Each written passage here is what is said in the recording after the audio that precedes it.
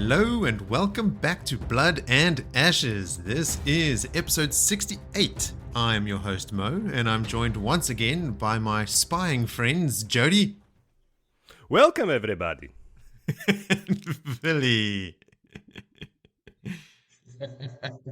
I'm here.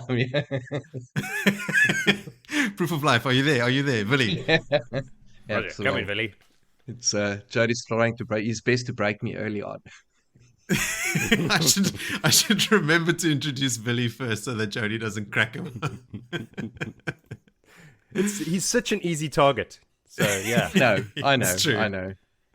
So am I. I'm the lucky one here that I don't have to go after any of you.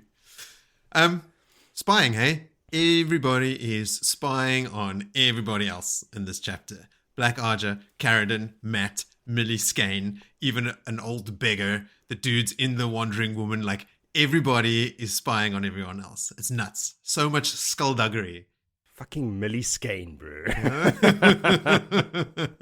I did some research about this Millie. And she's got a cool story, doesn't she? Yeah, man. She's radical. She's an assassin. Spoilers, she gets away with it.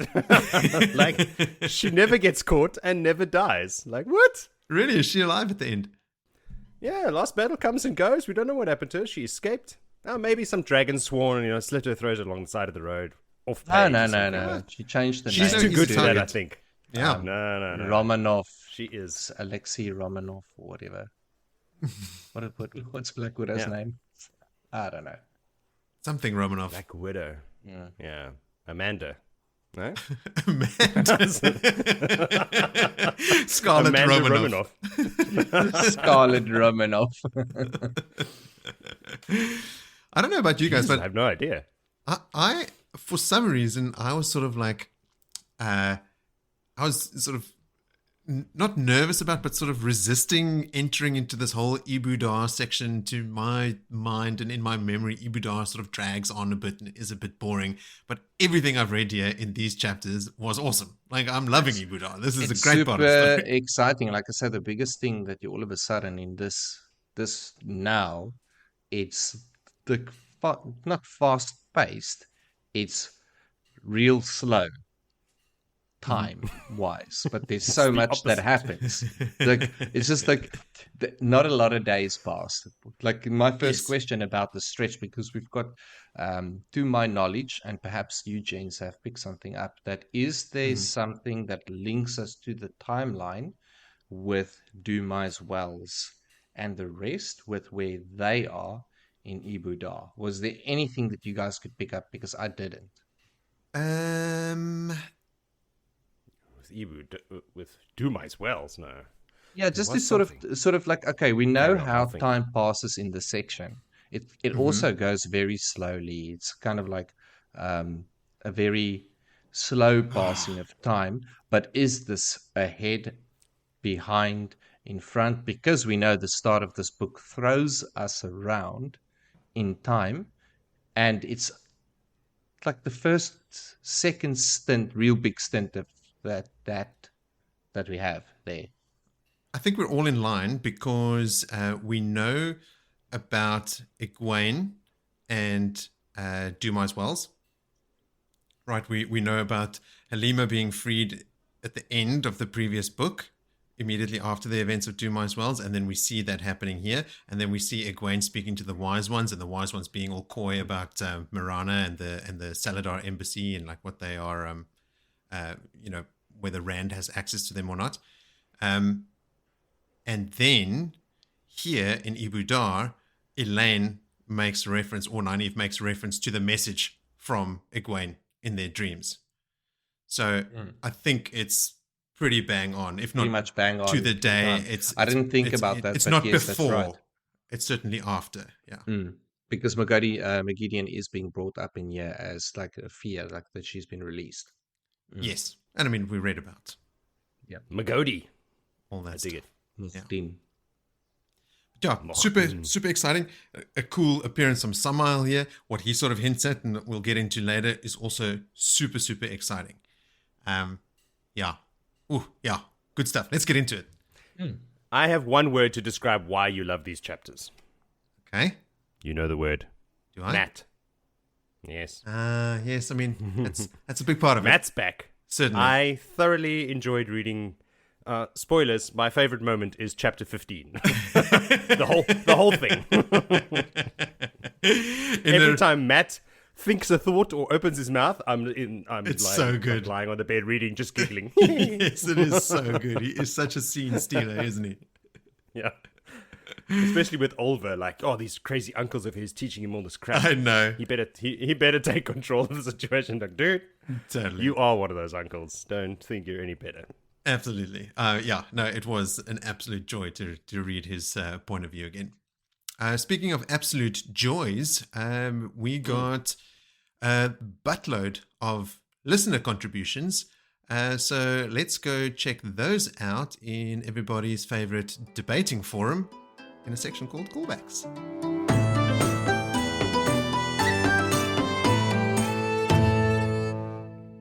Okay, before we get to the listener contributions, let's rattle off our own little callbacks and corrections. I asked which age we live in now, which is referenced in the books, and it's the first age. So the Age of Legends is the second age, and Randland and everything we're reading here is the third age, and after Tom and Gaidon, it's the fourth age.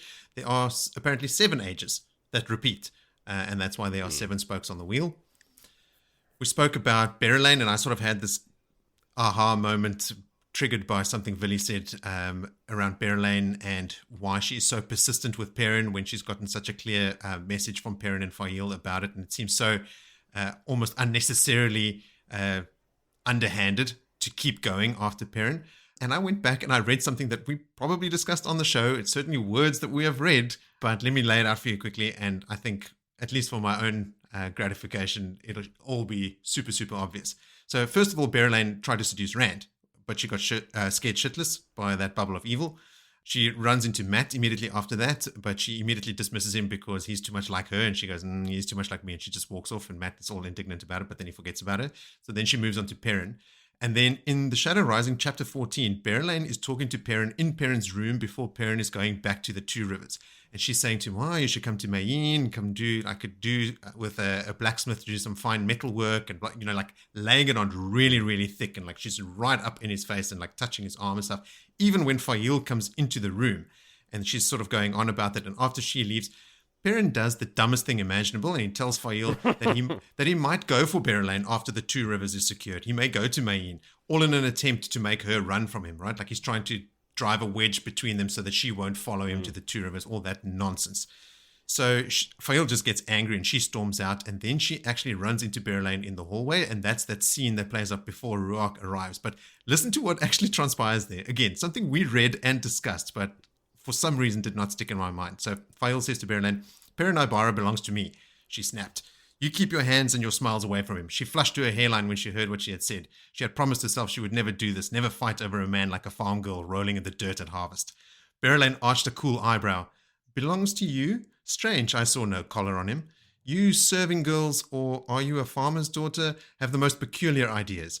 And then Fail goes, serving girl, I am. And then she bit her tongue to stop the furious words, and then it carries on a little bit, and then she goes, Fail says, farm girls in Saldea have a way of dealing with women who poach others' men. If you do not swear to forget Perrin Ibara, I will shave your head as bald as an egg. Perhaps the boys who tend the chickens will pant after you then. She was not sure exactly how Elayne gripped her wrist, but suddenly she was flying through the air. The floor crashing into her back drove all the air from her lungs. Elayne stood smiling, tapping the blade of Fail's knife on her palm. Elayne says, this is hectic. A custom in Mayene. The Terrans do like to use assassins, and the guards cannot always be close at hand. I despise being attacked, farm girl, so this is what I will do. I will take the blacksmith away from you and keep him as a pet for as long as he amuses me. Ogier's oath on it, farm girl. He is quite ravishing, really. Those shoulders, those arms, not to mention those eyes of his. And if he is a bit uncultured, I can have that remedied. My courtiers can teach him how to dress and rid him of that awful beard. Wherever he goes, I will find him and make him mine. You can have him when I'm finished. If he still wants you, of course. So it's Fael's fault. That's what I'm getting from this. But I mean, that's pretty, like, here she's saying it outright.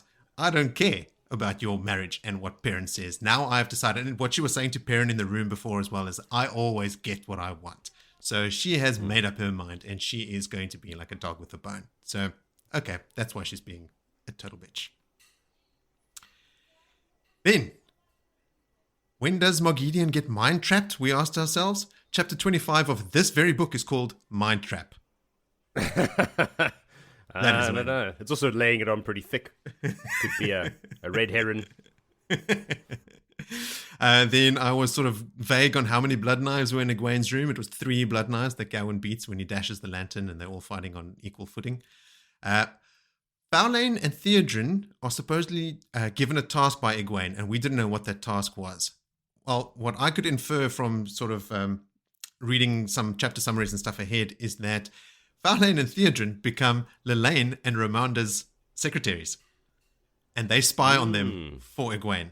So I think Egwene has set them the task of making themselves available. It is sort of another way in which Ramanda and Elayne are showing how they don't think of Theodrin and Faolain as full sisters, because, you know, they were only raised by decree and they haven't sworn on the oath yet, so they treat it as something less than Aes Sedai and they hate it, but they use that to their advantage and become the secretaries or like the aides to those two. And which is also, like, I mean, great work, Egwene. I fear that it is super, super obvious, but okay, cool. If it works, go for it. Well done. No, I don't think it's obvious because they don't like Faolain. Like, Faolin's and They don't like Egwene's Egwene. dislike of each other, Yeah. is quite well known. So there was It's no true. way that they would assume that Faolain is spying for then Egwene. it's perfect, actually. That wouldn't occur to them. Yeah. Yeah. Combined with this, like, not thinking of them as full Aes Sedai and Yeah. all the other shit on their plates. Yeah.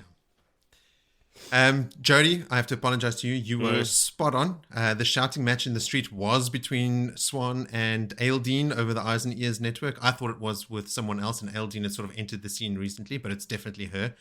She's the one that's also trying I to... remember that because you said it. I was just repeating your words. It was a test, and you have passed. Well done. Yoo-hoo! What do I get? Virtual high five. I mentioned Ramanda's plan for rooting out the Black Arger in Saladar, and it is basically just having all the Aes Sedai questioned about it directly. She tells Elayne in that argument that they have within the bubble within a bubble. She tells Elayne in our last episode that she's eager to see if Elayne will agree to such a questioning, and that she herself would be eager to do it if the opportunity presented itself. So basically implying that Elayne could be hiding that she's Black Arger, you know, just trying to like poke the bear, just causing shit. Then Adelaus is not murdered in the rebel camp, but near Ebou Dar by a Black Arger sister that actually is part of the Saladar embassy to Ebou Dar, Carrion Franzi. Vandine later avenges her sister's death by stabbing Carrion before she herself is also killed. A lot of dead Aes Sedai in that scene. Tarvalon is 8 miles long and more than 2 miles across at its widest point.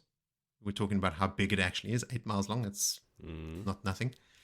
The peppers that were popular in Saldea and Malkier is coin peppers, and that's how Swan suspected there was a certain Malkiri warder in Morel's charge, because Morel had been looking for coin peppers.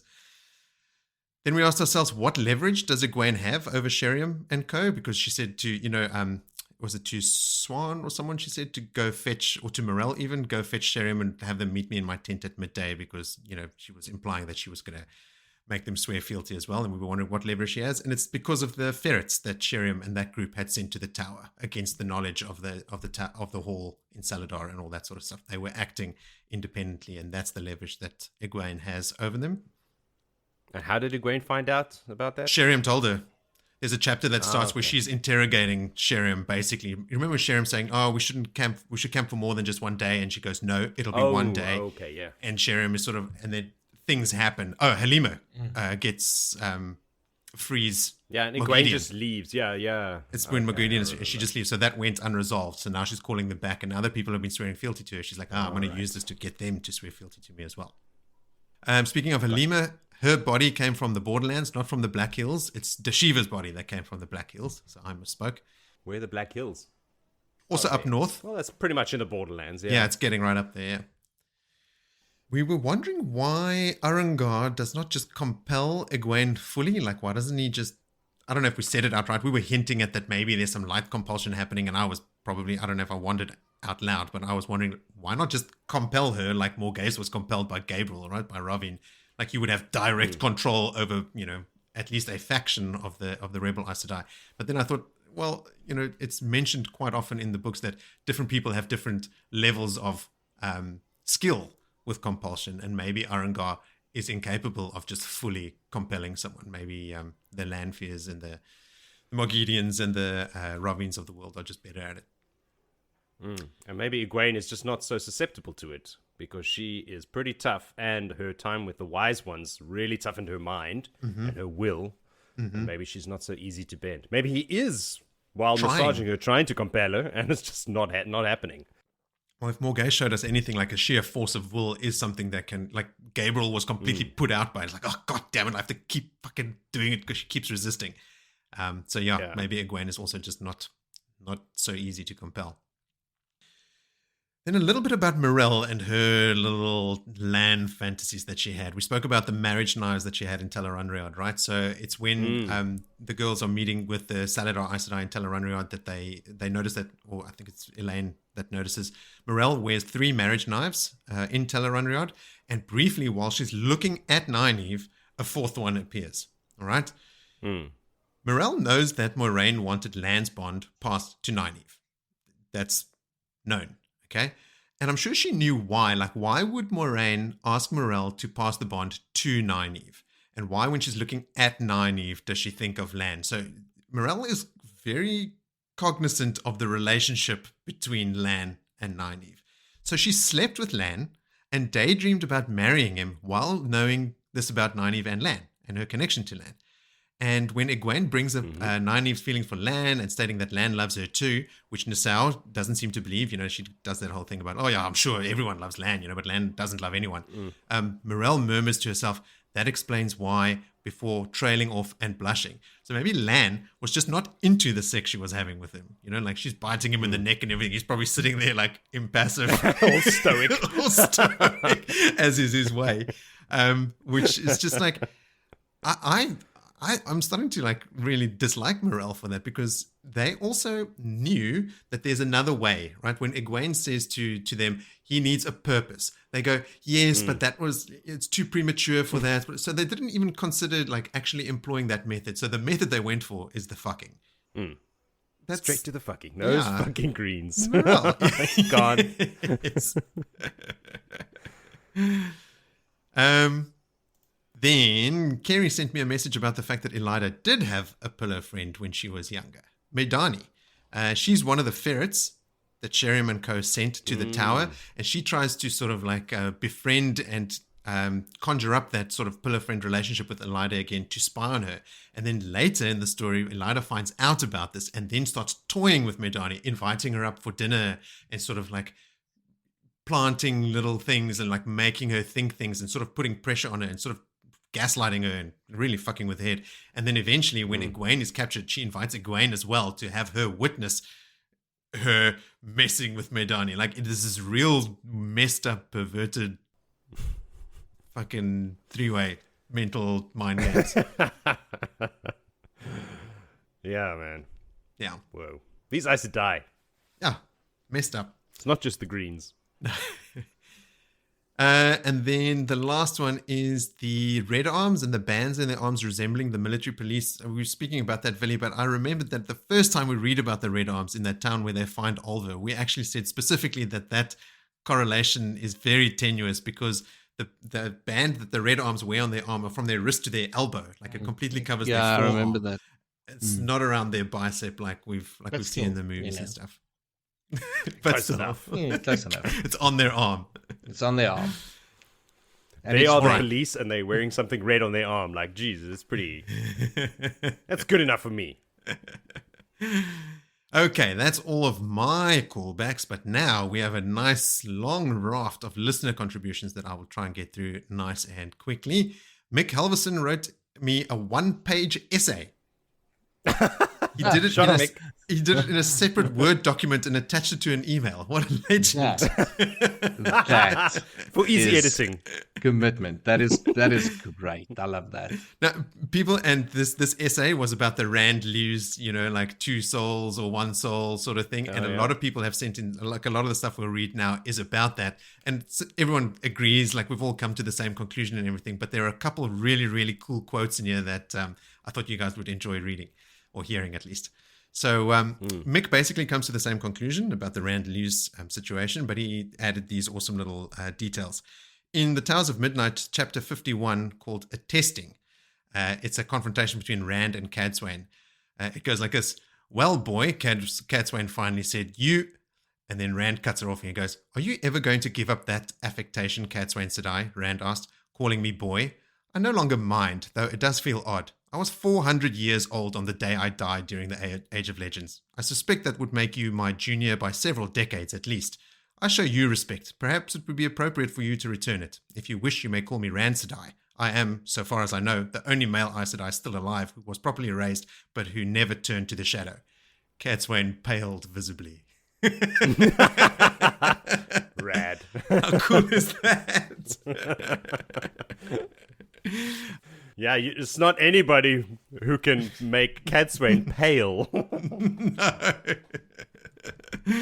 There's another one Mick wrote in about Rand talking to Min, but someone else wrote in about that as well, so I'll give them their moment in the sun. But also from Mick, during Rand's struggle on Dragonmount, he somehow overcame his madness. In the Towers of Midnight, Nynaeve cures madness and then delves Rand to try and help him. The darkness in Rand's head is too much for her, but his brain is protected by a white light. Not sure what this is. Maybe the creator, maybe the love in the bond of his three wives. Anyway, Rand isn't mad anymore and Lews Theron's voice is gone. Rand and Lews are one.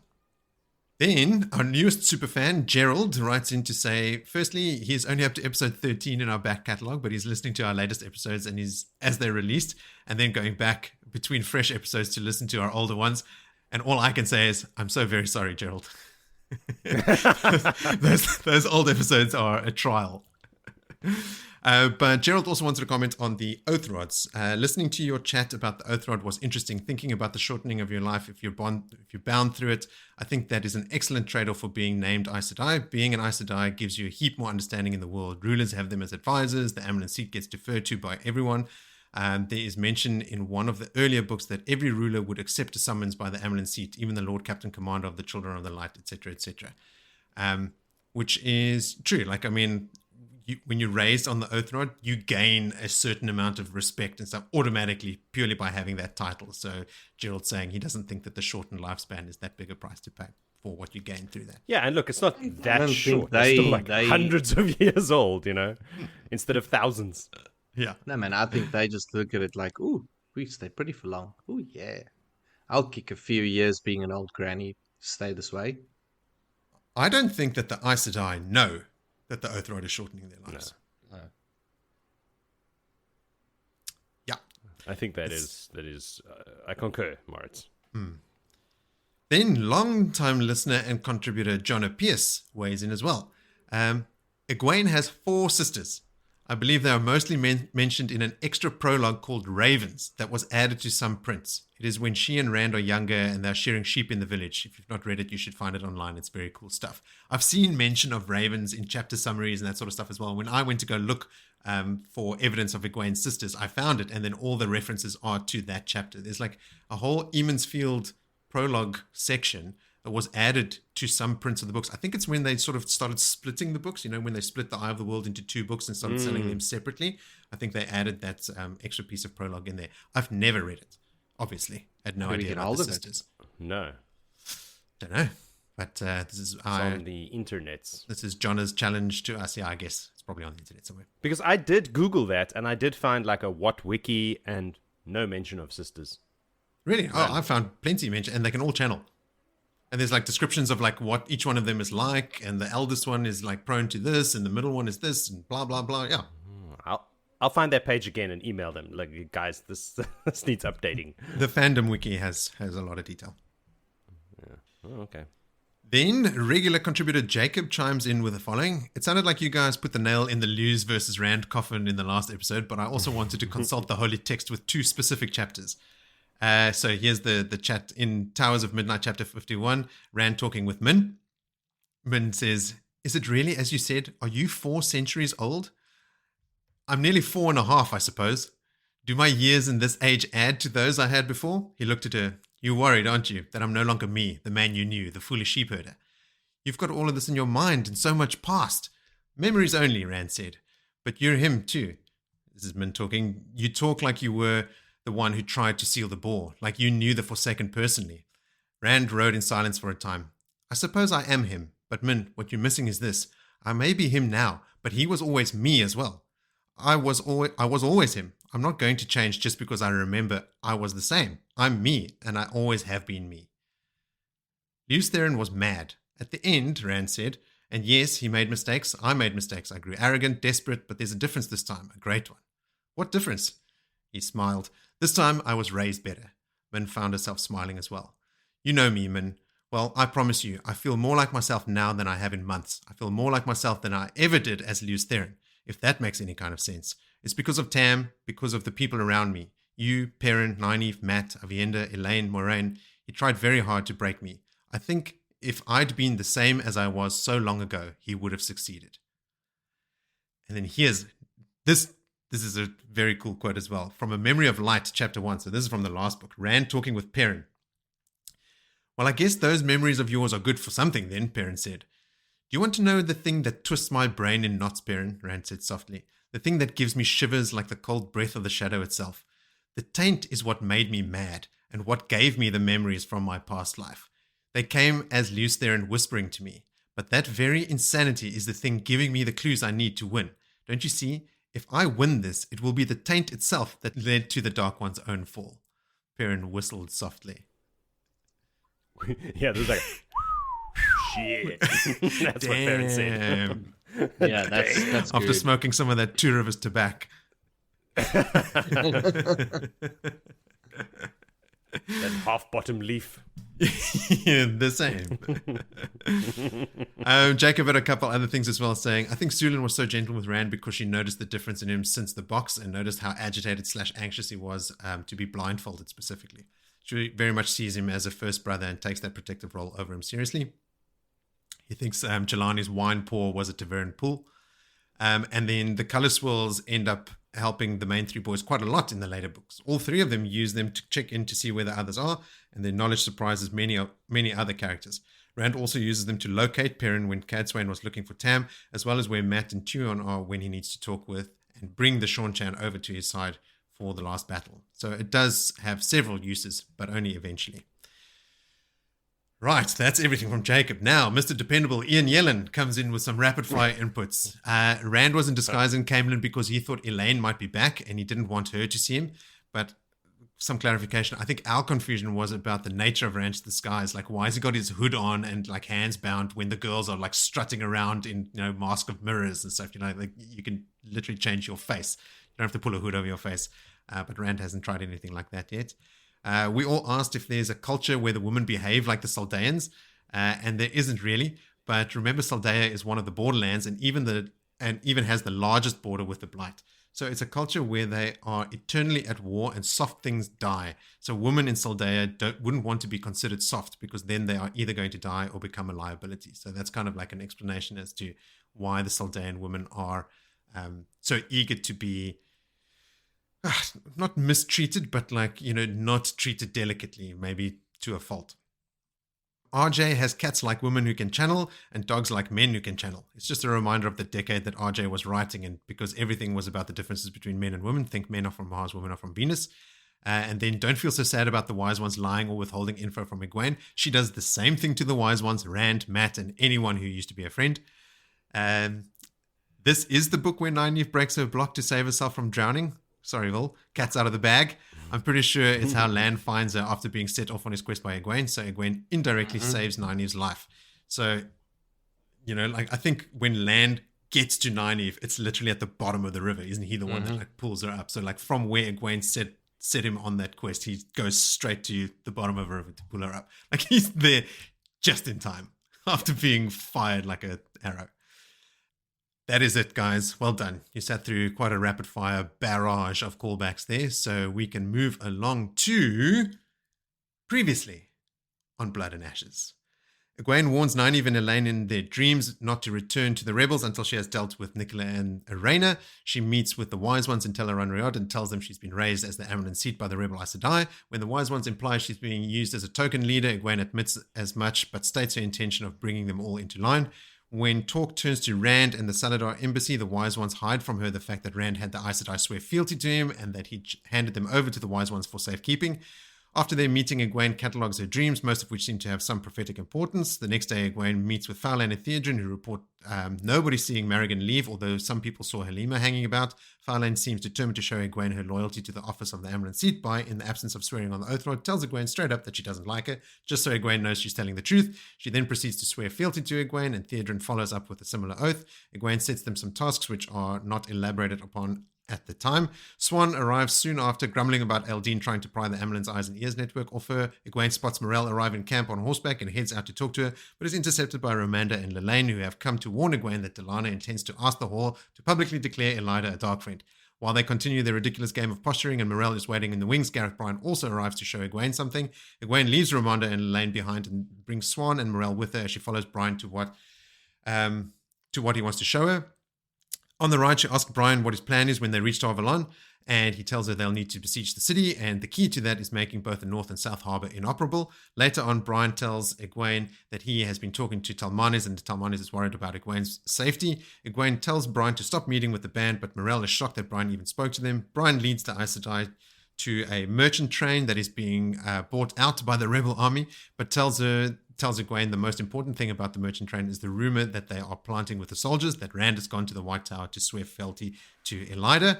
Egwene bursts out laughing, knowing how ridiculous that is, and commits to having some sisters squash that rumor among the men. Gareth then tells Egwene via a very thinly veiled promise that he and the rebel army are hers to command, not the Hall or anyone else. Bryan stays behind as the sisters ride back, and during the ride, Egwene pressures Morel into spilling some beans. Morel leads them to a small camp where they find Morel's warders Nassau, Nicola, Irena, and Land fucking Mandragoran. Swan and Egwene puzzle out that Nicola and Irena found out about this somehow and have been blackmailing Nassau and Morel into giving Nicola extra lessons. She immediately puts a stop to this by sending Land to go protect Nynaeve and Ebou Dar, giving him an important purpose to help him get over the grief of losing Moraine. Morel is a little embarrassed by the fact that she's been boning Land, but all that now comes to an end, and Egwene coerces Morel and Nassau to swear fealty to her as well. Swan puts the fear of the Dark One in Nicola and Irena, and on the ride back, Egwene asks Swan to gather the rest of Shiriam's coterie with the intention of making them swear fealty to. That brings us to the end of the recent Egwene watch and moves us across the map to Ebou Dar for our first chapter today, which is chapter 13, called The Bowl of the Winds. Why don't you bowl us over with a quick recap, Villy? I'll bowl us over. Come on. No. Cricket! Better. Anyway, we are in chapter 13 on a boat. And we are a bunch of ladies on boats, dressed like ladies. And we particularly in the perspective of one of those ladies who's not used to being dressed like a lady. And for once, it's not Nynaeve, because Nynaeve is now very accustomed to being dressed like a lady and exposing ample amounts of bosom. Aviendha, not so much. And Aviendha is having an existential internal crisis about the quantity of undrinkable water that they are on top of, and the fear and the anxiety that they are leaving the river mouth only to go out to the bay still, where you apparently can't see across the water, and beyond there is like just water everywhere. So she's trying to remain cool and calm, but she's falling apart on the inside with all of this happening, while she's dressed in silk and also liking the feel of it on her skin. Don't get too used to it, girl. Now we have Nynaeve the Stubborn on this party, along with Elayne the Wise, Aviendha the Not So Steady, and Birgitte the I couldn't find something for her and I was going to come back to it. And I still can't find anything. Birgitte the speaking out of turn too frequently about my history. But that Birgitte the overly familiar. Birgitte the over film. Yeah, that could have worked actually quite well. Anyway, so now the purpose of the sail is for them to head to the biggest and largest boat that there is of the Afta and Mia, parked off in the big bay there. And it, of course, is like a 3-mast behemoth. It's like the vessel of all vessels. And they target it purely because for its size. Because if it's big, it's someone important usually in it, and quite accurately assume that. Now, during all of this, there's discussions and reflections about, and of course, it's a lot of picture painting, but the few things do stay the same. Nynaeve plus water equals seasickness and very unhappy Nynaeve. Now, there's talk about Nicola and Irena. We remember Swan just sort of making you like maybe an accident just needs to happen with them. Birgitta is pretty much saying the same thing, like maybe just an accident needs to happen with them. It's like, and I was like, oh wow, these women are good. There's a few hard ones in between there. Like don't go like Ruthless. they're all like good and they're on the good side. They're pretty ruthless. Like it's ironic, like in different circles, it's like, well, just off them. Not something you hear Rand say and parents say, like, okay, cool, that's a problem. Let's just off him. It was quite interesting. But one of the things they both have, or they all have a lot of fear around the fact that Murrigan has escaped. So we do learn at this point they are privy to that information. So that puts us in the timeline. I just didn't link it together as well as you did know.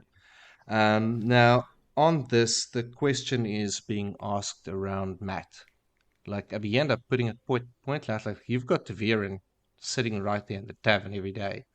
How about you just cart him along and things start happening for us, maybe? Like, A but particularly lucky Taveran. I mean, they don't know that, but we do. yeah, like stupidly lucky Taviran. Yeah. And Nynaeve and Elayne has got very negative responses about this, but there seems to be a bit of persuasion, but it's going to be yet again on their terms.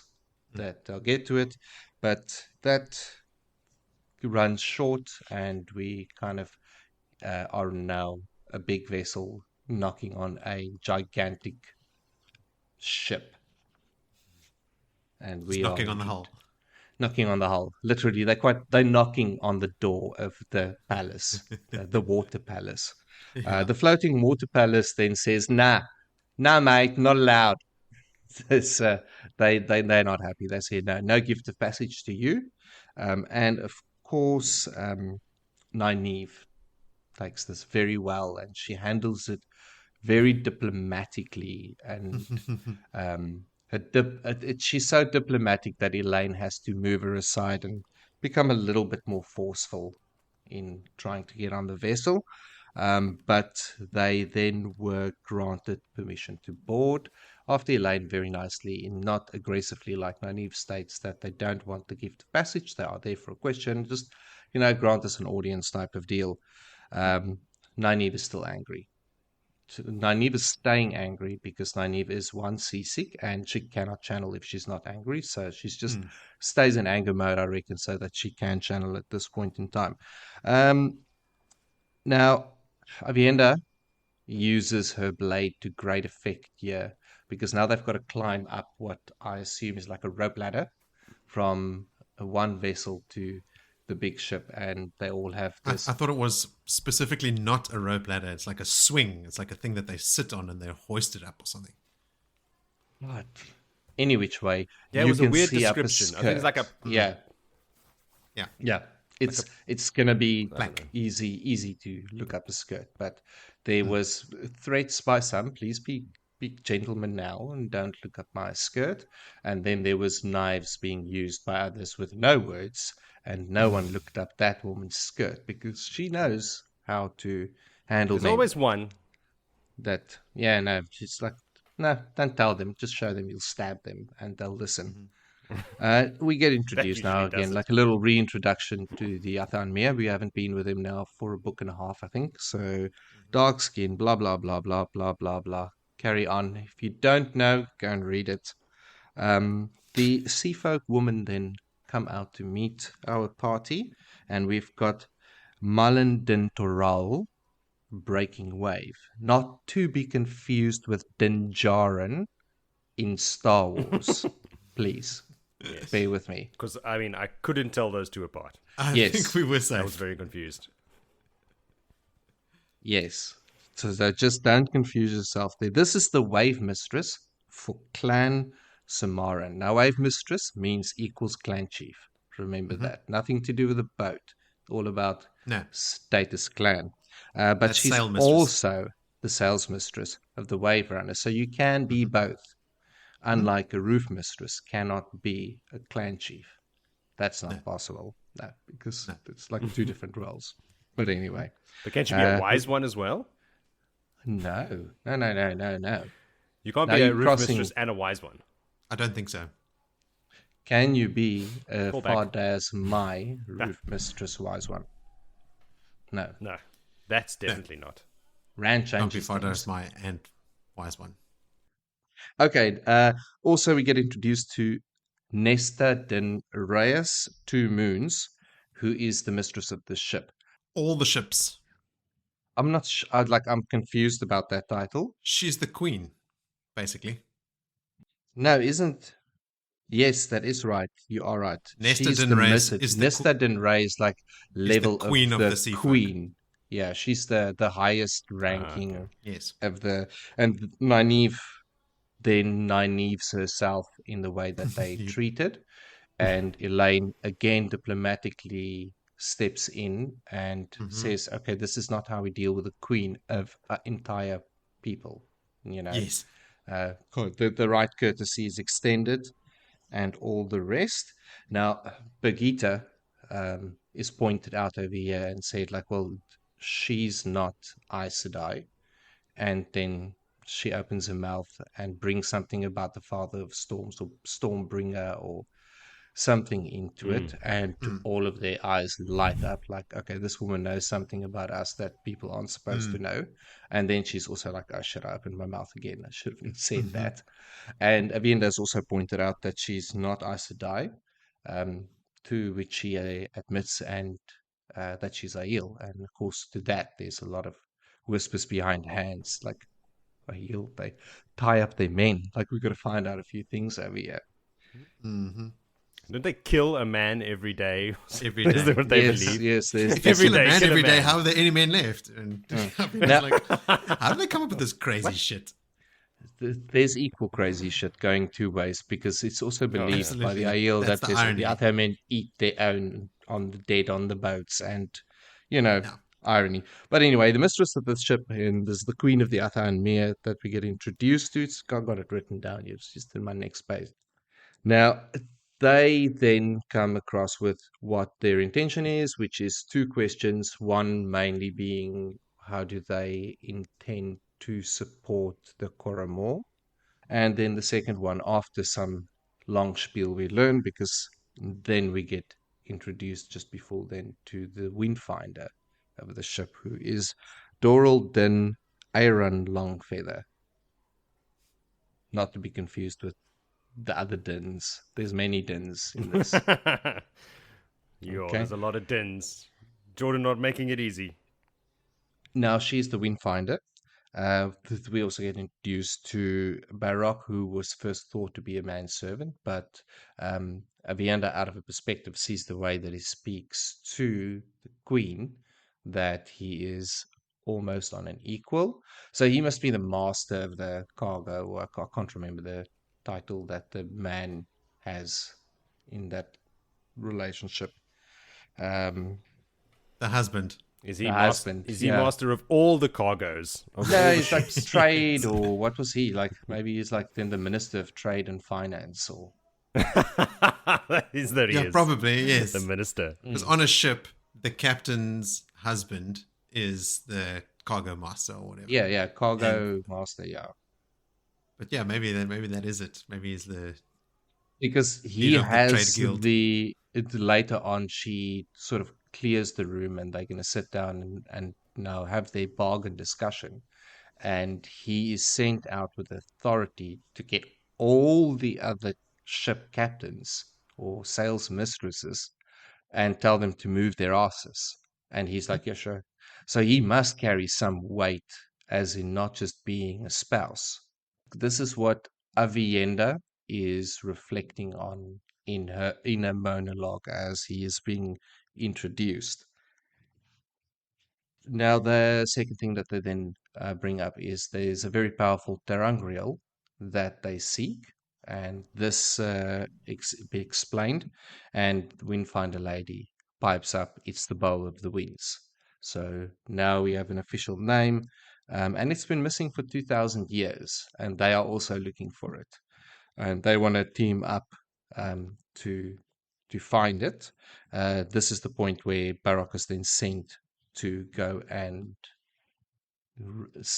tally everyone up to come for a meeting, and they start the terms of the bargain. Aviendha chooses to stay standing while the rest of them sit, and Brigitte as well looks like she wants to leave the room, I think, trying to get away, because it's also mentioned to her during this introduction, like, you will tell us when you lived with us as well. Like that, they want, like, they seriously want to know.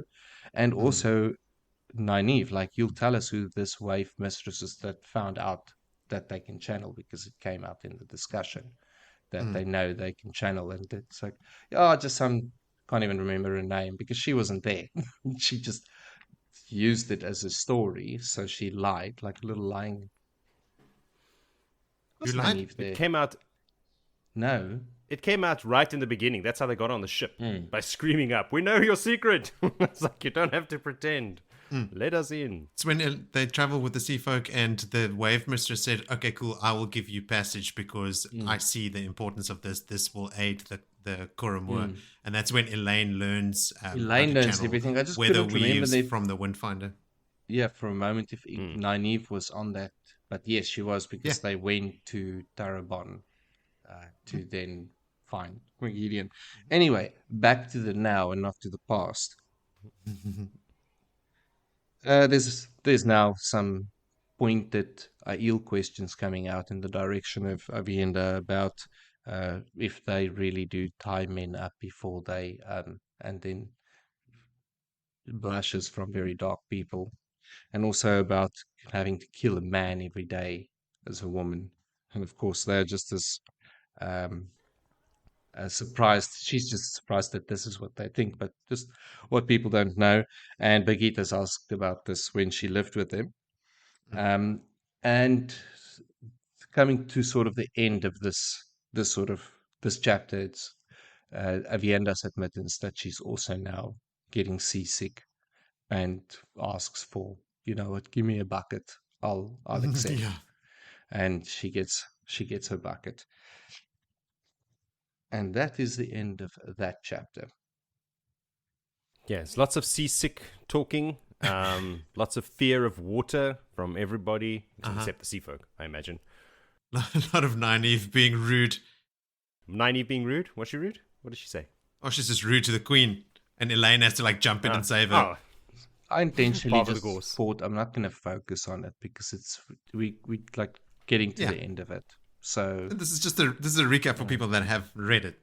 If we don't have to go into this is detail. this is the start of that stupid bargain crap that we hear about forever and ever. That This never is- goes away. The bargain. There's a different bargain that is made, and it's All right. It's yeah. a different. It's small just bargain. the sea folk. This is the introduction. This is the first bargain. The sea folk are notoriously drivers of a hard bargain, and even in this conversation, Nesta Dinraeus says to them, "Well, you're the ones asking for assistance. Of course, I'm going to ask for more. You know, like of course you pay more than what we pay. You know, like that's assumed. What are you, an idiot?" Yes. All right, Joe, did you have any other things to say about this chapter before I launch into my numerous observations? I did have a thought about just the Athanmere in general, and I know we don't talk about the TV show very often on this channel, but I was just wondering yesterday after we did our, if you haven't yet watched our breakdown of the season 2 trailer on YouTube, go have a watch. But I was thinking about that afterwards, about like TV shows, like merging characters and eliminating others. Like my knowledge of the future with the Athanmere is not very detailed, but this is probably an entire race that you could get rid of and Probably. wouldn't really damage the story that much at all. I think probably it's- streamline things. It's a commonly held opinion that they went wasted. You know, like nothing really happens with them at all. Just another group of channelers. another culture to misunderstand and clash with the other cultures on the mainland. They just transport. Much needed transport with the fleet, and But they're good with the weather. Those wrist-thick flows of air. Like, they do their flows of air really well, and the bowl of the winds kind of needs all of that. I'm pretty sure the windfinder that Elayne met on that boat that was showing us stuff was like weaves that were stretching across the sky. Like they were vast. Yeah. Joe, just in the last episode, you said, we haven't seen Aviendha in ages. The first word of this chapter, Aviendha. And it's her point of view. There she is. So, Billy, you had your point of view determined for you in the first word. Well, I didn't assume it. That's because I've been thrown for Still's not curveballs good now. enough. Probably safe. And then another map, not oriented to the north. Like, why do they insist on drawing the maps and then having north like skewed off to the side? Because it fit better on the page. It looked more. There you go. It looked more. What's the Not word enough I'm for looking me. for? Come on, what's the word I'm looking for? If it's going to bug me the whole time. I give up. Tell me. No, I can't remember now. So the word is in my head and I'm trying to find it. Damn it. Ebou Dar makes a nice horizontal rectangle on the page if you draw it the way that they did. But if you had to orient it to the north, the bay would actually face somewhat to the west, like southwest. Oh, heaven forbid we have a west-facing bay I know. on the west coast. Southwesting. Aviendha's really getting interested in the dresses now. Goes on about how rare silk is and the fact that she has 4 of them now. I think Kerry sent in a voice note or wrote in something about like, yes, she gets very into the dresses. Apparently silk only comes from Shara. Saw that. But Aviendha later even comments on the quality of the craftsmanship of Nynaeve's silk dresses. You know, like she is becoming quite fond of and doing a lot of research and getting to know what is a good silk dress and what isn't. The Aes Sedai in the palace know that Birgitte is Elayne's warder. And they don't like it, but the other warders seem fine with it. Aviendha comments on this briefly. So, was it common knowledge in Saladar before they left that Birgitte was Elayne's warder? I don't think it was, eh? I don't think This so is news either. to me. Somewhere along the line, Came out off somewhere along page, the someone line. mentioned it. Because she was raised by decree, like Nynaeve and Faolain and Theodrin, Elayne, that is. But Birgitte had been around there for a while. And I don't think they ever broached the subject there. But now it seems like common knowledge. All the Aes Sedai and warders in the palace know about it. So it must have happened off page. I was just wondering, like, was that ever mentioned in Saladar? But I don't think it was. Aviendha goes on about wetlanders liking being called by their half names. I don't often hear the Aiel use anything but first names, or like she calls them honey names. Unless, so like what is Aviendha's full name? Is it when they introduce themselves and they say they're of the something sept of the Tardad Aiel or whatever? But they never say all that, only in initial introductions. And then when they speak, it's Ruach or Baal, you know, like, does she then mean that Ruach and Baal, when they talk to each other, are calling each other by their quote unquote honey name? Like, I didn't think it was so weird that she had to be like taken aback by how everyone only uses first. You do it, Aviendha. Just chill the fuck out. Did we ever confirm that Aviendha had never had sex before Rand? I think we speculated that because she's a maiden. We did. Because she's a maiden, you know, and they have a much looser relationship and much more mature relationship with sex because of how seemingly unaffected by that initial time. You know, like Rand was like, oh, I guess we have to get married now. And Aviendha's like, what? No. Relax. Just chill the fuck out. And she seems super, you know, normal about it, which I think led us down the path of thinking like maybe she wasn't a virgin. Like maybe she's done this before. But here, she actually says that Rand is the first person that she slept with. Vinny, I've got a note here. Timelines aligned with Egwene after Elayne mentions the message about Nicola and Arena coming last night. So literally the night before this boat trip is when Egwene went to them in their dreams to say, don't come to Saladar or join the rebels again until I've sorted out Nicola and Arena. Elayne, fucking hero, becoming really adept at the Aiel customs. She almost asks Aviendha if she's feeling sick because of the water, but she stops herself. And then later she makes a point of saying she will exit the boat and only look at the ship itself, nothing else. implying that she won't look at Aviendha. And Aviendha internally comments on Elayne's delicate management of the situation, which is awesome. Yeah. Aviendha and Birgitte probably unsurprisingly think Egwene should have Nicola and Elayne killed. So like you said, Vil, Birgitte says, yeah, that's a good idea. And Aviendha agrees. She's like, yeah, that is what should happen. Yeah. Whips out a knife. I'll do it right now. No. I love how similar Aviendha and Birgitte are in many ways. I learned another phrase here. Into a browner study. Did anyone else look that up? It means being absorbed in your own thoughts. So, like, when they're busy talking, Aviendha mentions that Elayne goes into a browner study, which I was like, huh? What? What does that mean? And it just means that she was sort of turning her thoughts inward and stopped speaking.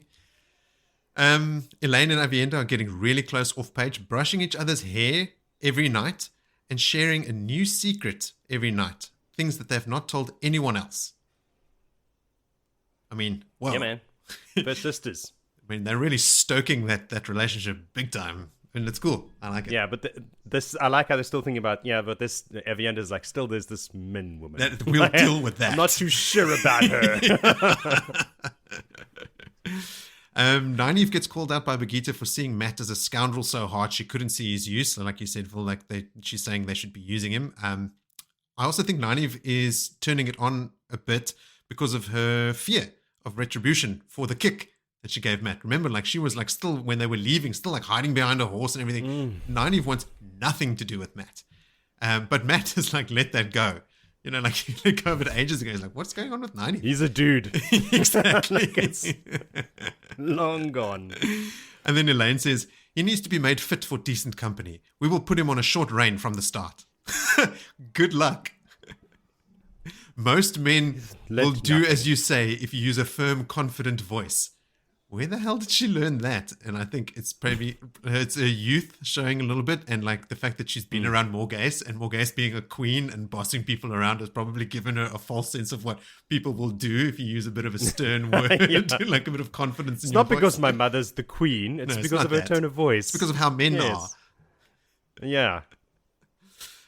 There's mention of hundreds of sea folk ships in the bay. A shit ton of them, yeah. And it's probably, I mean, it's the closest port to the Sea Folk Islands, I think. The closest big port, I think. Yeah, you don't want to be docking in Ilion. Now's not the time. Not now, no.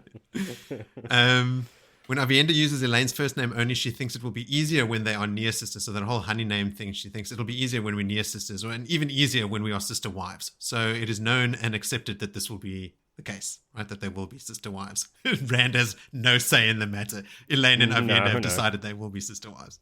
It's the Aiel way. The man has no say. It's true. So then I did have a note here that I remember Nesta Dinraeus' name, Queen of the Sea Folk. Basically, that's she. The others I don't really pay that much attention to. I'm not going to try and remember this, sales mistress, her name or anything like that, or the wave mistress or ship's mistress, whatever. Like the lower folk. Or her title. I will remember I've already nothing of forgotten. her. Purged. But Nesta Dinraeus, I definitely recognize the name, and so I bet she features quite heavily later. When Nynaeve manages to get the sea folks' hackles up, Elayne, of course, the word in the book is Elayne, of course, stepped into the breach. There was a spelling error in my book. When it says Elayne, of course, stepped into the breach, they spelt it Breech. But the saying is breach, as in Breach. And that spelling error reminded me of something that we spoke about in the previous chapter, Joe, which is Lan's first appearance in that episode. When he emerges from the tent, I thought he was in his underwear, and you said, no, he's in trousers. It's because he was wearing breeches, which I'd always thought of when someone talks to me about breeches. I always thought of like an undergarment, but they're not. They were pants that just typically went to just below the knee. So Lan was... he was in baggies and boots when he came out of the tent. He was in his sex pants. Morel had just been in.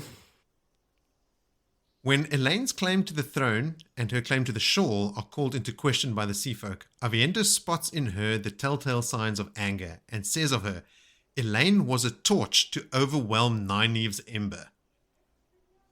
Whoa. Okay. So Elayne has a temper as well. It doesn't come out quite as often, but Aviendha thinks it can actually put Nynaeve's temper to shame. I do not concur with that one. No. I need to see the evidence.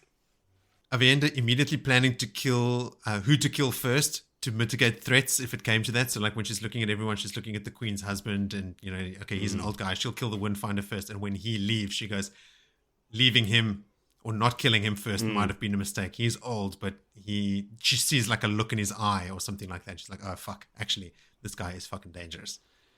Which is cool. There's another dangerous husband later in the story, in these chapters. Sital, Anand's husband, also comes across. Anand's husband, yeah. I dig him. I was having a good chuckle at the scenes with him in it. Yeah. So was he. Yes. But that is it. That is finally all of my observations squared away. Well observed. All right, then. We can move on to chapter 14 called White Plumes. What bird is sporting these plumes, Jody? A fucking bitch of a bird. That's who. Mm-hmm. Yeah. But, you know, in a way, I kind of respect this bird. Like, this bird is not dead yet. No. And is kind of well respected amongst the other dark birds. Dark friend birds? This metaphor is getting out of hand. Darkfell. Yes. Cuckoo nest, Whatever. dark fowl laying egg birds. If you don't know, we're talking about Old Millie or Lady Cheyenne? Cheyenne? Shane? Is her name Shane? The fox-faced killer from Eye of the World. Shay. It's Shiaine. Shine? The N and all Wow, that is that's silence. Just Shay. Millie it is. Millie it is. That's her real name anyway. So yeah, we're with Matt. Matt, everybody. Whoop, whoop. Everybody's stoked. Guess what Matt's doing? I'll give you one guess. Gambling. In a tavern. Spot on, Moritz.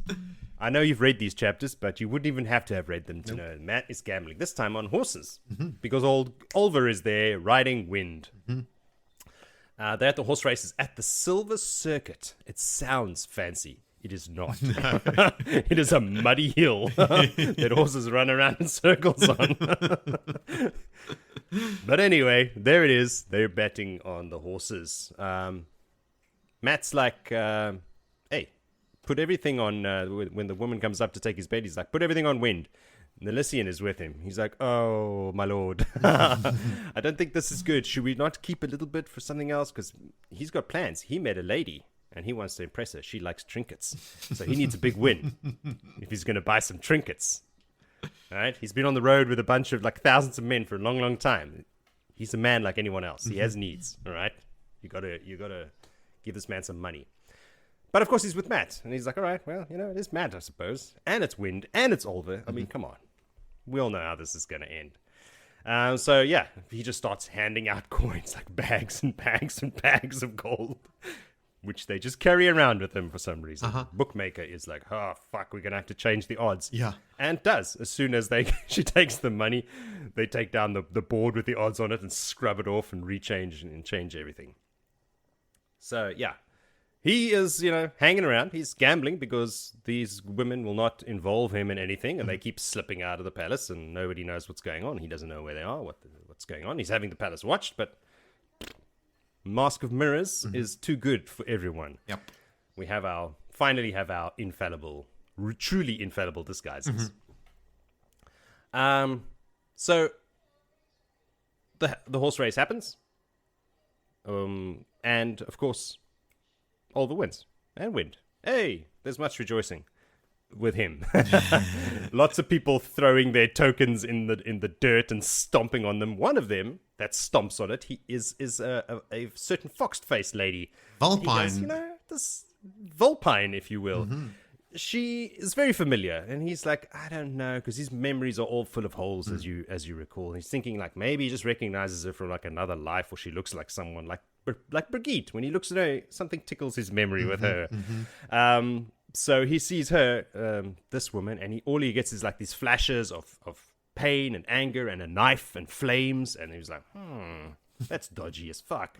But then it does come back to him after a while, and he's like, that's the bitch that tried to murder me and Rand when we were on our apple cart journey.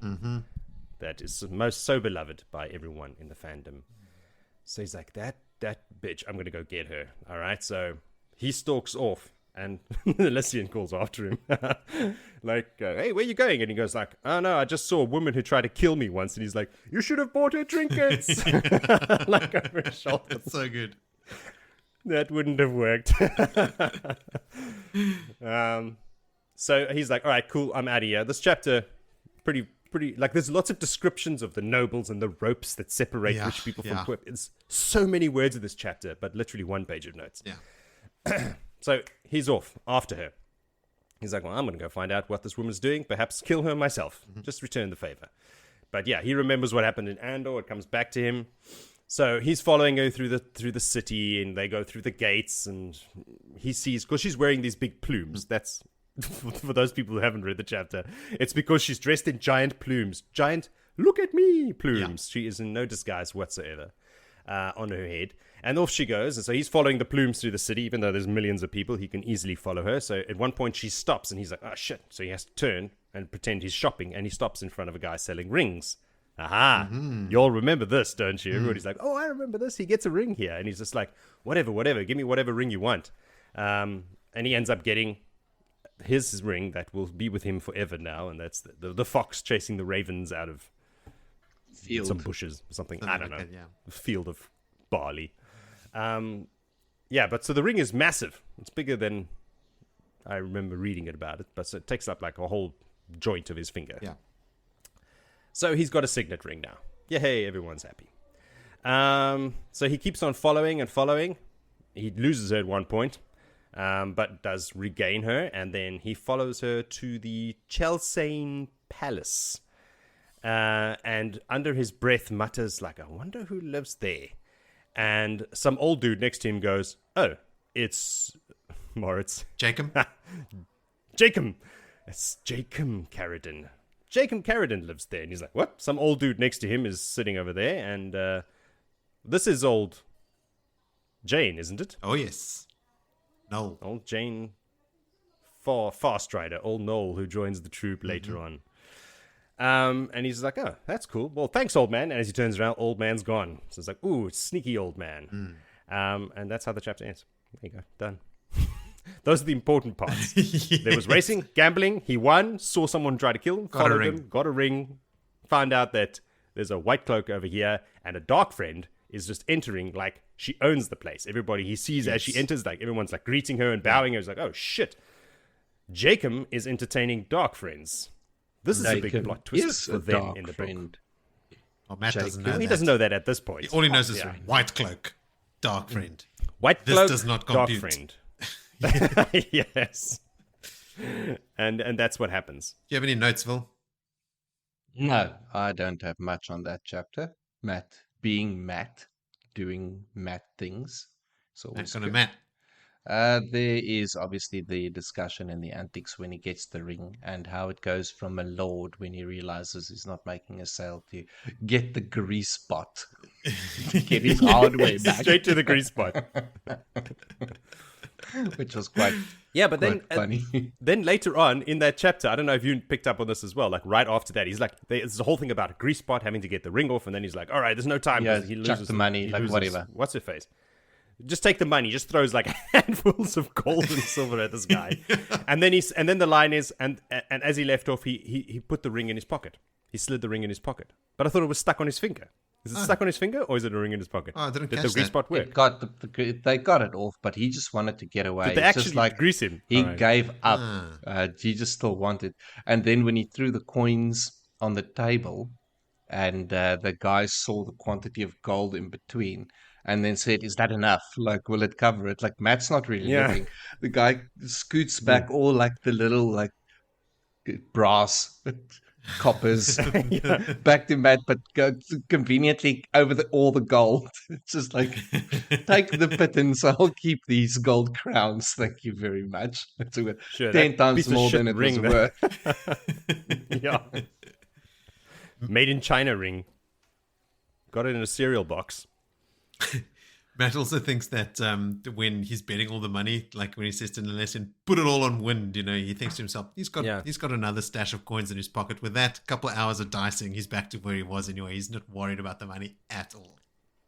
I envy this guy so badly. He calls it his seed money. Yes. Like with that seed, At the end of the day, Matt also had a look at the horse. And his horse knowledge pulled through, and he was like, "Oh, that one doesn't have depth. Like he's gonna be out the blocks quickly." And Elysian, when I think it happened, like he's like, "Oh, you lost us all our money," and then obviously Oliver does his thing. I think eventually Wind wins by like a lot, and the other horse that Nalessian, there's a piebald and a gelding or something, and one of the two finishes dead last. Like Matt was exactly right. Like I think he calls it, doesn't he? Say the horses that one's not going to finish anywhere near the front. That one not quite going to be it. I like the fact that the person taking the bets, like they've got a book, is their sort of like their sigil, like a bookie. And Matt remembers from a long time ago when they would actually write the things in a book. So Matt remembers bookies. Of course he does. But even that guild member doesn't.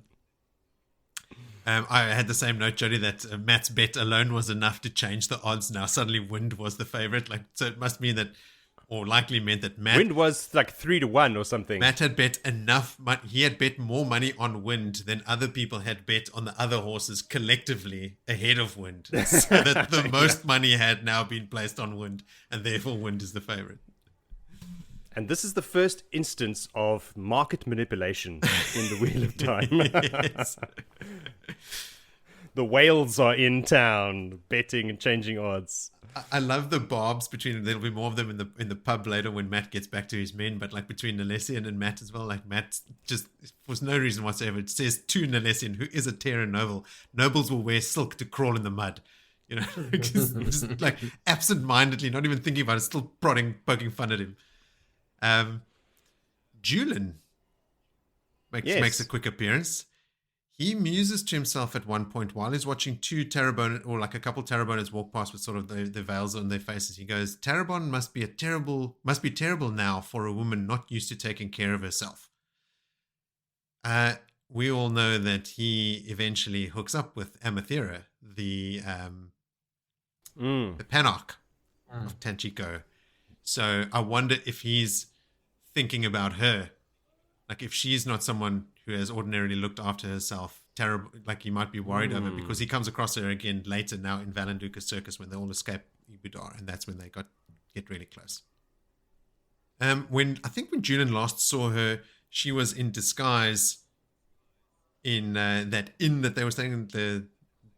Like the girls were staying in the inn looking for the what is that? Adam, the male Adam, and all that nonsense.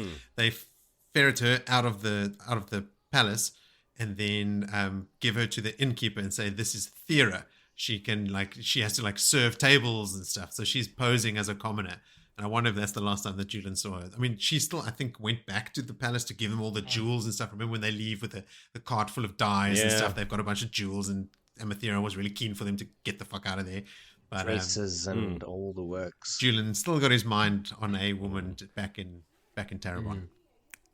So it's her fault. This is where Nynaeve gets the dresses thing from. Was back with her. Yeah, maybe. Have these dresses. Like, ooh, what lovely silk. This is a thing I found out as well. Like everybody's learning about cuts. Like it comes up later in one of my other chapters, or maybe it's Villy's last chapter. I don't recall. But when Matt looks at these two guys, no spoilers. I think it is Villy's chapter. He's like, oh, but this guy was a little bit more well off because he could tell by the cut of the coat. It was an Andorran style, and the quality of the wool is a little bit better, but the cut is awesome. Yeah, they're all leveling up. What? But Matt will never admit to knowing or caring about that sort of.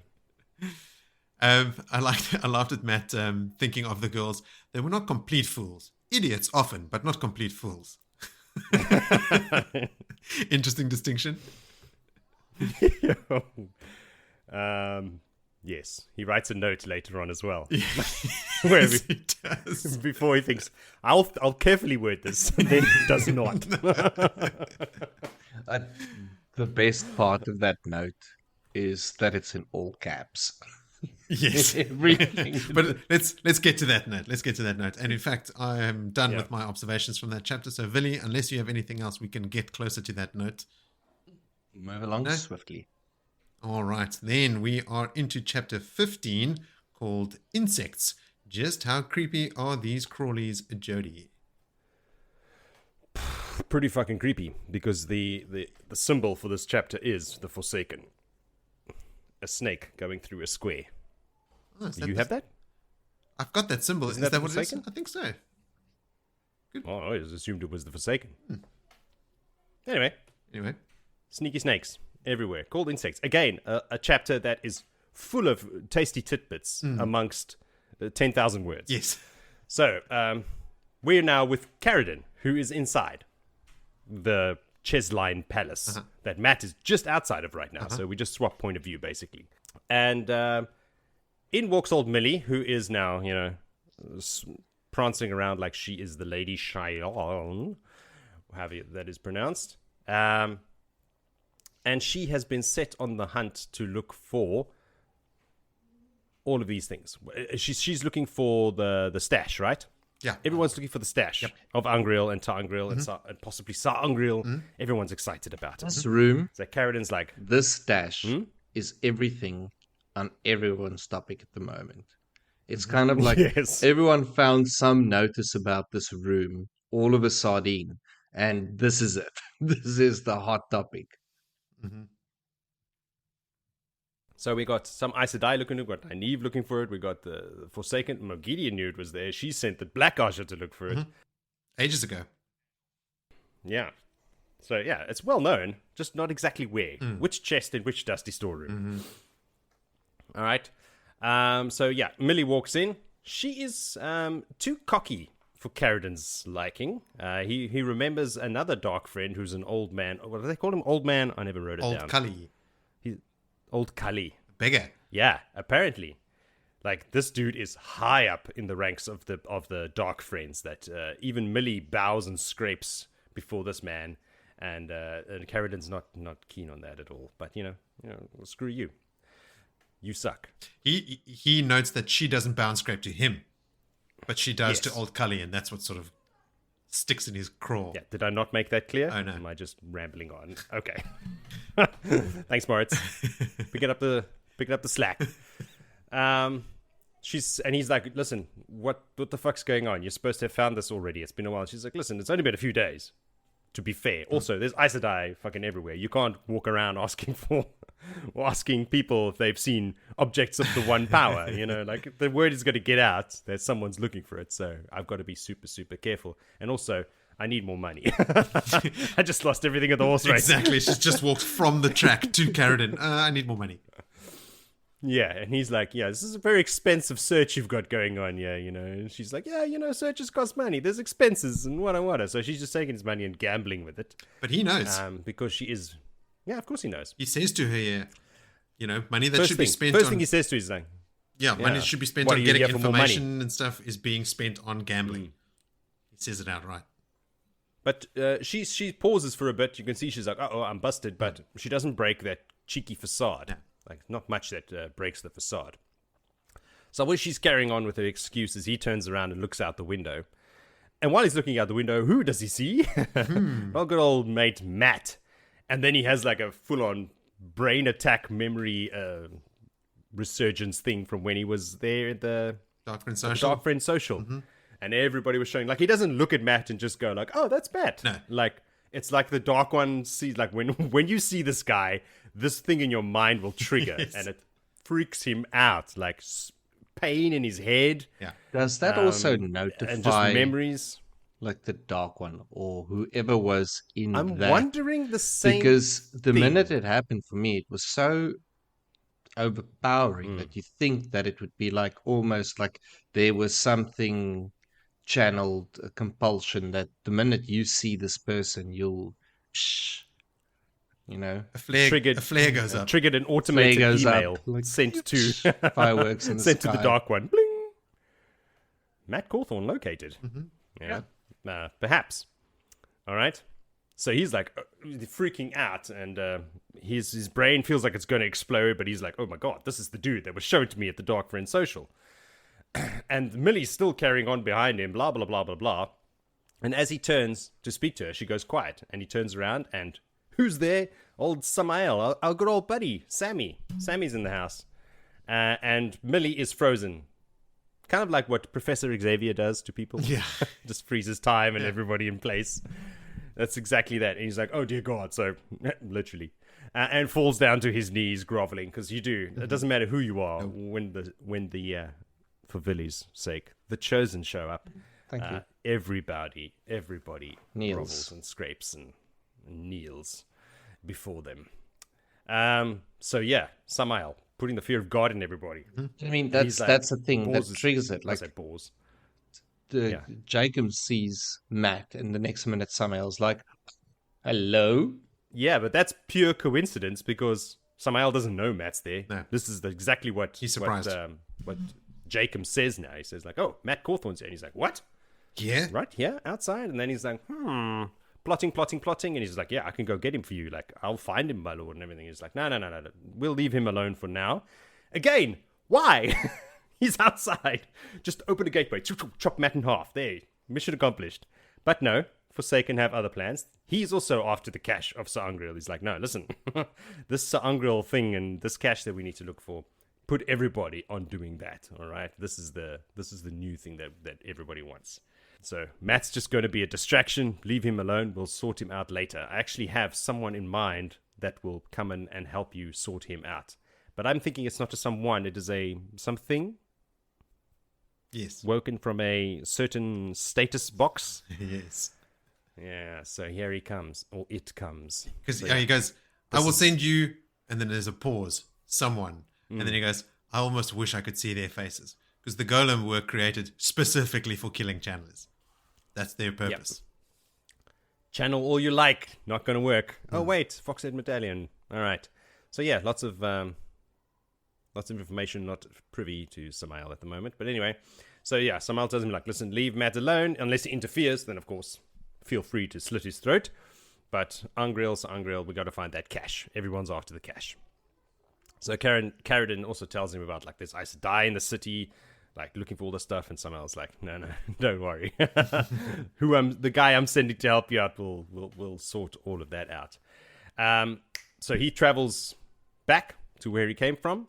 Now, as the gate opens, Carridin looks through it, and he sees columns and mist. Now, is that just because Samael is trying to disguise where he is, so that when Carridin sees through, he can't recognize? Or is he in some place that has columns and mist? Was he like, is he walking into Teleron? Ruidian, but that's... Tel'aran'rhiod? Yeah, but Ruidian doesn't have... Yeah, maybe. Is he directly, like, going into the flesh? They all do that. And they meet there. He and Ravine and Ishamael, those guys were all meeting in there all the time. I think they use it. So maybe that's where he's going. I thought maybe he's just trying to, disguise where he is. Could be that as well. So that... Either way, some sneaky Forsaken. Who gives a shit? So yeah, gateway closes, and as he leaves, Millie wakes up, and Bors, or Carridin, or Jaichim, or whatever you want to call him, is not at the window anymore, because that's the moment her time stopped. So when as she starts speaking again, he's gone, and he's like 10 feet away next to her again, and that freaks her out. Now she's in serious shit. And he gives her orders. Listen, we have to go and find all this cache of things, and that's what happens in the chapter. Did you have any notes, Vil? Nope. Not any burning fates or other. I have here that I think it's after the end of Lord of Chaos, we get a quick confirmation that Margidian sent Falion and Ispen to Ebou Dar. This is before we read about them now in the upcoming chapter. We actually had in the epilogue of the previous book a point of view from them. Now Samael is here, so my old gripe about why are the Forsaken not looking for more Ungriel has now well and truly been squashed. When Samael hears that Matt is in Ebou Dar, he's genuinely surprised. Like he goes, "What? Here?" Mm-hmm. So I wonder if he thought that Matt would be leading the band or Rand's armies. Like, is he? I think that's I mean, the last word he got was when Matt killed his Aiel lover. That was the last time, because he said he's going to, to Camelin or whatever. He was going to go south with the army. That's the last news that Samael had, was that Nat is leading that army. No, he didn't get that news. Because when Matt 'cause he told killed Elayne Melindra. that, he killed her. He killed Melindra before she... Killed her in the moment. Elayne, Melindra. I'm pretty sure Samael has other Somehow, spies as well, and right? Like, the whole thing has been about a distraction that Matt is moving down to Ilion. But then except it was the band sidetracked of the Red by- Hand. Yes. So I'm wondering, is Samael expecting Matt to actually be with the band of the Red Hand, traveling with the rebel Aes Sedai, or is he expecting Matt to be leading the army that Weramon is leading? Like, which one of those two armies did Samael think Matt was leading? Guess it doesn't matter, but he is surprised that Matt is here. he wasn't supposed to be here specifically. Or maybe he is just that's all we know. surprised that any of Rand's allies are there. Any of them. Like, whether it be Matt or Perrin or any of, like, the known, shall we say, main cohorts of Rand. Like, the three Taverin are all the major obviously, players. Yeah, are very well known. Carridin then goes directly against Samael's orders. Samael tells him, under no circumstances will you go after Matt Cawthon. Your whole job is find the Ungreal. Sa'angreal, Terangreal, blah, blah, blah. I refer to them all collectively as Ungreal, so I'm going to stop naming all three types. I'm just going to say the Ungreal. Just call it the cash. And then as soon as Samael leaves, he turns to Millie Skane and he goes, you and all your people are going to look for Matt Cawthon. That is wild, to go directly against the orders of a Forsaken that was right there. Now, there's a veiled reference that Samael makes here to Ishamal. So with the Dark Friend Social was led by Ishamal, right? So Ishi told them about the boys and that they should get them and everything. So Carridin here is ignoring Samael's orders, going directly against them and following Ishamal's orders.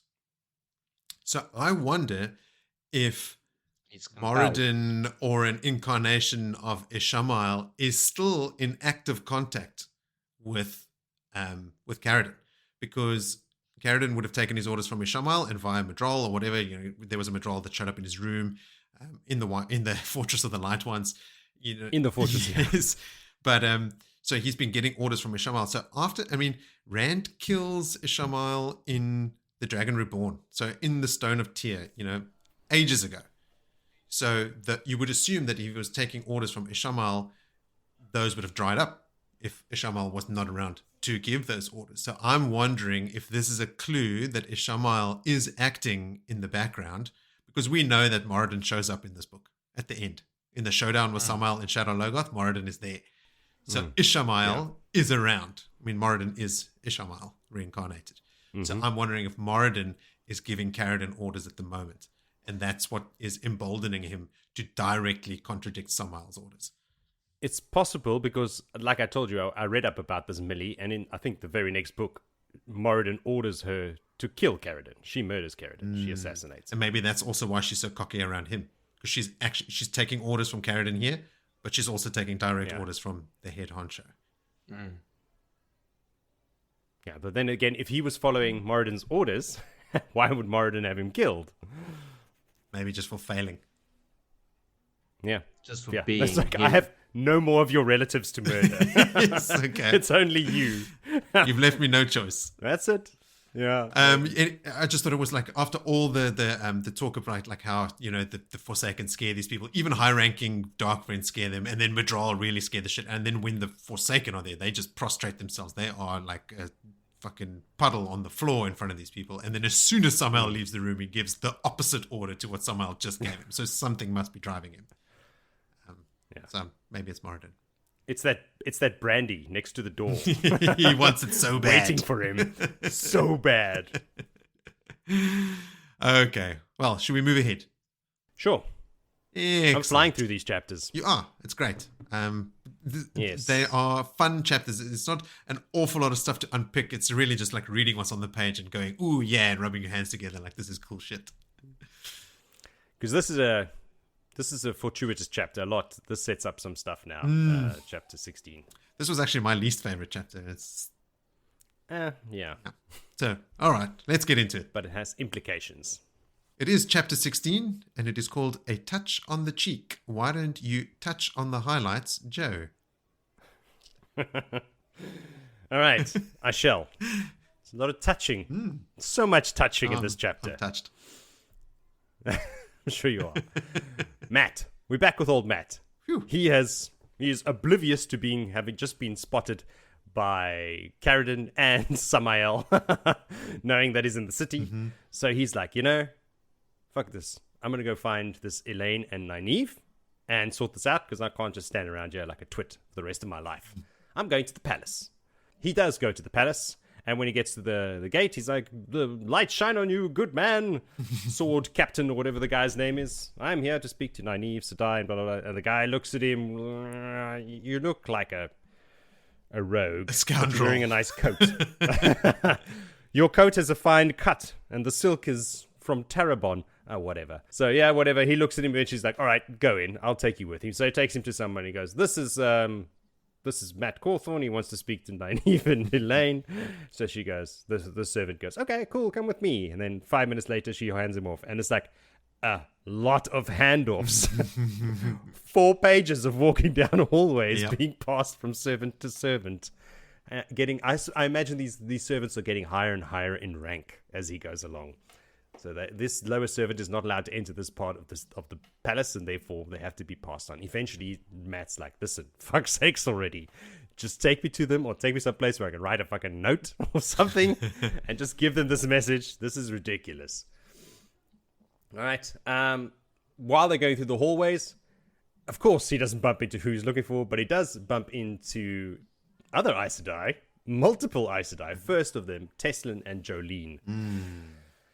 Yes. I'd forgotten about Tylin this, and Jolene. This is a good chapter. They are from the tower. They are Elayne's cronies, although they are not completely on board with Elayne. They were. Yeah, look, they were sent from the tower. So Matt knows that they're sent from the tower as well, because he looks at them and he goes, fuck, out of all the people I could have run into, it's the tower Aes Sedai that I run into. So yeah, Tylin is a red. She has resting bitch face. Yes. It comes up a lot in this chapter. Yes. Like, even Jolene looks at it and goes, I don't know, is she scowling or is she just looking at me with her normal face? Like, Jolene is a green Aja, I believe. Yes. All right. And she is much younger. I think Jolene has only been raised like 2 years ago or something. But she's pretty powerful. Am I confusing her? So many Aes Sedai. I think you are confusing her. I think Jolene was already raised when Merilil was accepted. And Merilil is already Aes Sedai for some time now. So I think later on she said, no, I'm wrong. I'm confusing with someone else. Because Merilil's mother was a child when Jolene was already Aes Sedai or something. Yeah. So yeah, it's very confusing. Hundreds of years have passed. But somebody in this group has only been raised for 2 years. Anyway, whoever that is irrelevant. So he gets accosted by these two in the hallway. And they're like, listen, young man, these two women that you're looking for, Elayne and Nynaeve, are in a shit ton of trouble. You need to help us sort them out. We need to go back to the tower, and you need to come with us too. You should never have left the tower. It's like, shit, they know everything about me. They know I was in the tower. How much do they know? Blah, blah, blah, blah, blah. They want to just look after him. Then, Adelaus or Van Dien arrives, because Matt can't tell them apart. Even thinks to himself, they should wear like different color ribbons in their hair or something, because this is ridiculous. It's Adelaus, we find out later. Arrives with a Saritha and Merilil. Old Merilil's there too, who have like a full-on groping match over Matt. They physically accost him. That's what I'm saying. So much touching in this chapter. They're grabbing him by the lapels of his coat, and he's like standing over there thinking, should I try and pry their fingers physically from my body? But he thinks better of it. He is a foolish rogue sometimes, but he's not that foolish. And they are fighting about who he should be going with, and about Elayne and Nynaeve and all of these other people that are with him, and this wilder Aviendha, she'll be handy too. She must also come with us. And he's just standing in between them, being tugged from one side to the other by his collar while they're arguing over him. Maybe at some point during this conversation, someone may slip a note into his coat pocket. Maybe. We'll find out later. Maybe. It's a wild theory I have. And eventually, while this is going on, there's blah, blah, blah. Aes Sedai politics. They all want the same thing, and no one's willing to give it up. They're bickering around, and he is saved by the last servant who brought him into this thing, who comes up to him and says, like, she's immediately like, she sees the situation and has to interrupt. I feel so bad for her. There is Like, no protocol like, for this situation. like 5 Aes Sedai, like ripping at this guy's coat. She's like, sorry to interrupt, ladies and gentlemen. Whatever this The Queen is. has summoned. Yeah, whatever the fuck's going on here. The Queen has summoned Matt. I have to take him. All right. So there's a little stare down. Eventually, they let go of Matt, and something else happens, I imagine, between them. And then she leads him down the hall to the Queen. Matt's very, very stoked at this point that he got saved by the bell, but he won't be in a minute. So while he's being dragged down, well, not dragged down, led down the hall, there's no longer dragging. He turns around and looks at them, and all 5 of them are just staring daggers at him as he's walking away. And like, whoa, dude. So yeah, he's in trouble with Aes Sedai again. All right, so he's off to see Tylin. Let me find my notes again. Yes, he gets into her room and he's like, oh, hello, nice to meet you. He gives her the old flourishing bow to the Queen and says a line, and she goes to him, oh, you speak the old tongue. And it's been a while since Matt has slipped. just blurted out in the old tongue. And he's like, oh, shit, again. Like, man, I got to watch out, make sure that It's not been a while. Matt blurts the old tongue all the time. It's just certain people that comment on it. It's like, oh, okay. Mostly people think maybe like that guy's all the just other drunk. He's just PO talking gibberish at the bar. it's just mumbling And shit. the band is already used to it. They're used to it like, oh, he's Matt mad. So maybe it's not been a while, but it's been a while since we've heard about it, since someone's commented on it. Yeah, you're right, Billy. So he's like, listen, I really need to speak to Elayne and Nynaeve. And she's like, well, they're not here at the moment, but I have a writing station. You can write them a little note if you want. This is where he writes that fucking awesome note. I don't have the note on me right now, but I suppose everyone can just go and read it. You all have books and Kindles. But yeah, he writes the beginning of the note, and then like halfway through things like stops and tries to plan his words. Like, oh, I have to write this very diplomatically, and then does the complete opposite of that, insulting their intelligence and their capabilities. So he's right there. He's telling them about Carridin entertaining dark friends. It's like, this is important information that they should know. Thinking he's being very polite while he's doing it. And then when he's finished writing, he turns around and his knuckles brush against Tylin's bosom. She is right up behind him. And she's like, you are a very handsome young man. And she's like laying it on thick, really making her moves. And this is where her first move is made. And we know all about what happens to poor old Matt with Tylin along the way. She's a formidable woman, both in her demeanor and her attitude and all that, but also in her physical presence. She seemed like, from what I gather, she's a large woman. Like, she's tall and strong, not fat or anything like that. I thought she was short. The impression that she's, I don't. Why did I get the impression? Maybe it's just her personality. It's that her makes it seem bearing. like that. Yes, she's extremely regal and formidable. It's a word that's coming up a lot. Yes, formidable. Right. So she's like, I know you're Taviran. I've never had a Taviran before. I suppose is her meaning. Yeah, so she is really like pushing him up. He has nowhere to run. He's stuck between her and a wall, and she is giving him eyes, and he's like, whoa, whoa, whoa, I'm not digging this. But I suppose he eventually gives in. But they are eventually interrupted because she is right up against him. He sees her look in the mirror behind him, and then she suddenly moves away. And her son comes in. Remember old Beslin? She mentioned him earlier, that she had this son. And they were talking about her like marriage knives and stuff. So she's got a bunch of sons that are dead from duels. And Beslin is not one of those yet, because he's just murdered another man. It's so nonchalant. Walking in, and he's like, so she's like, oh, how did the duel go? And he was like, oh, man, he was doing something and then he slipped, and instead of like I was stabbing him in his sword arm, I stabbed him right through the heart, you know. And she's like, bummer. Well, I suppose you better go to his widow and pay her for the death of her husband, but be careful because she'll try and marry you and everything, like, which apparently sounds to Matt as if that would be worse than murdering her husband and then paying her for it. Like, marrying her would be the worst outcome for this man. Mm-hmm. So they start talking about, there's balls on. There's parties. There's always parties, apparently, in this town. What was it called? High... Chasseline. What was the... Chasseline, isn't that the palace also called the same thing? Isn't it the Chasseline Palace? That what's his name? Carridin is staying in. No, it's... Yeah. The Chasseline is the festival. CHA. Is the festival. And... Chelsane Palace. All right. Chelsane Palace, yeah. CHE. All right. It's very similar words. Very.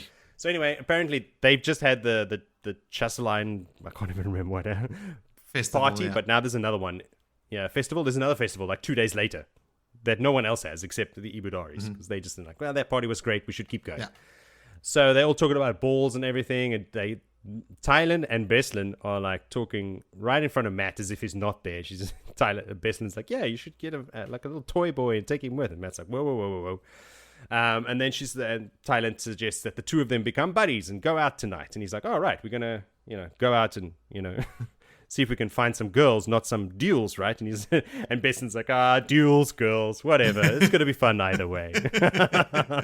Doesn't he refer to it as like going hunting or something? Yeah. Matt's not keen. He doesn't think that one of those is not fun. Yeah. But Beslan's super stoked about it, and that's basically how the chapter ends.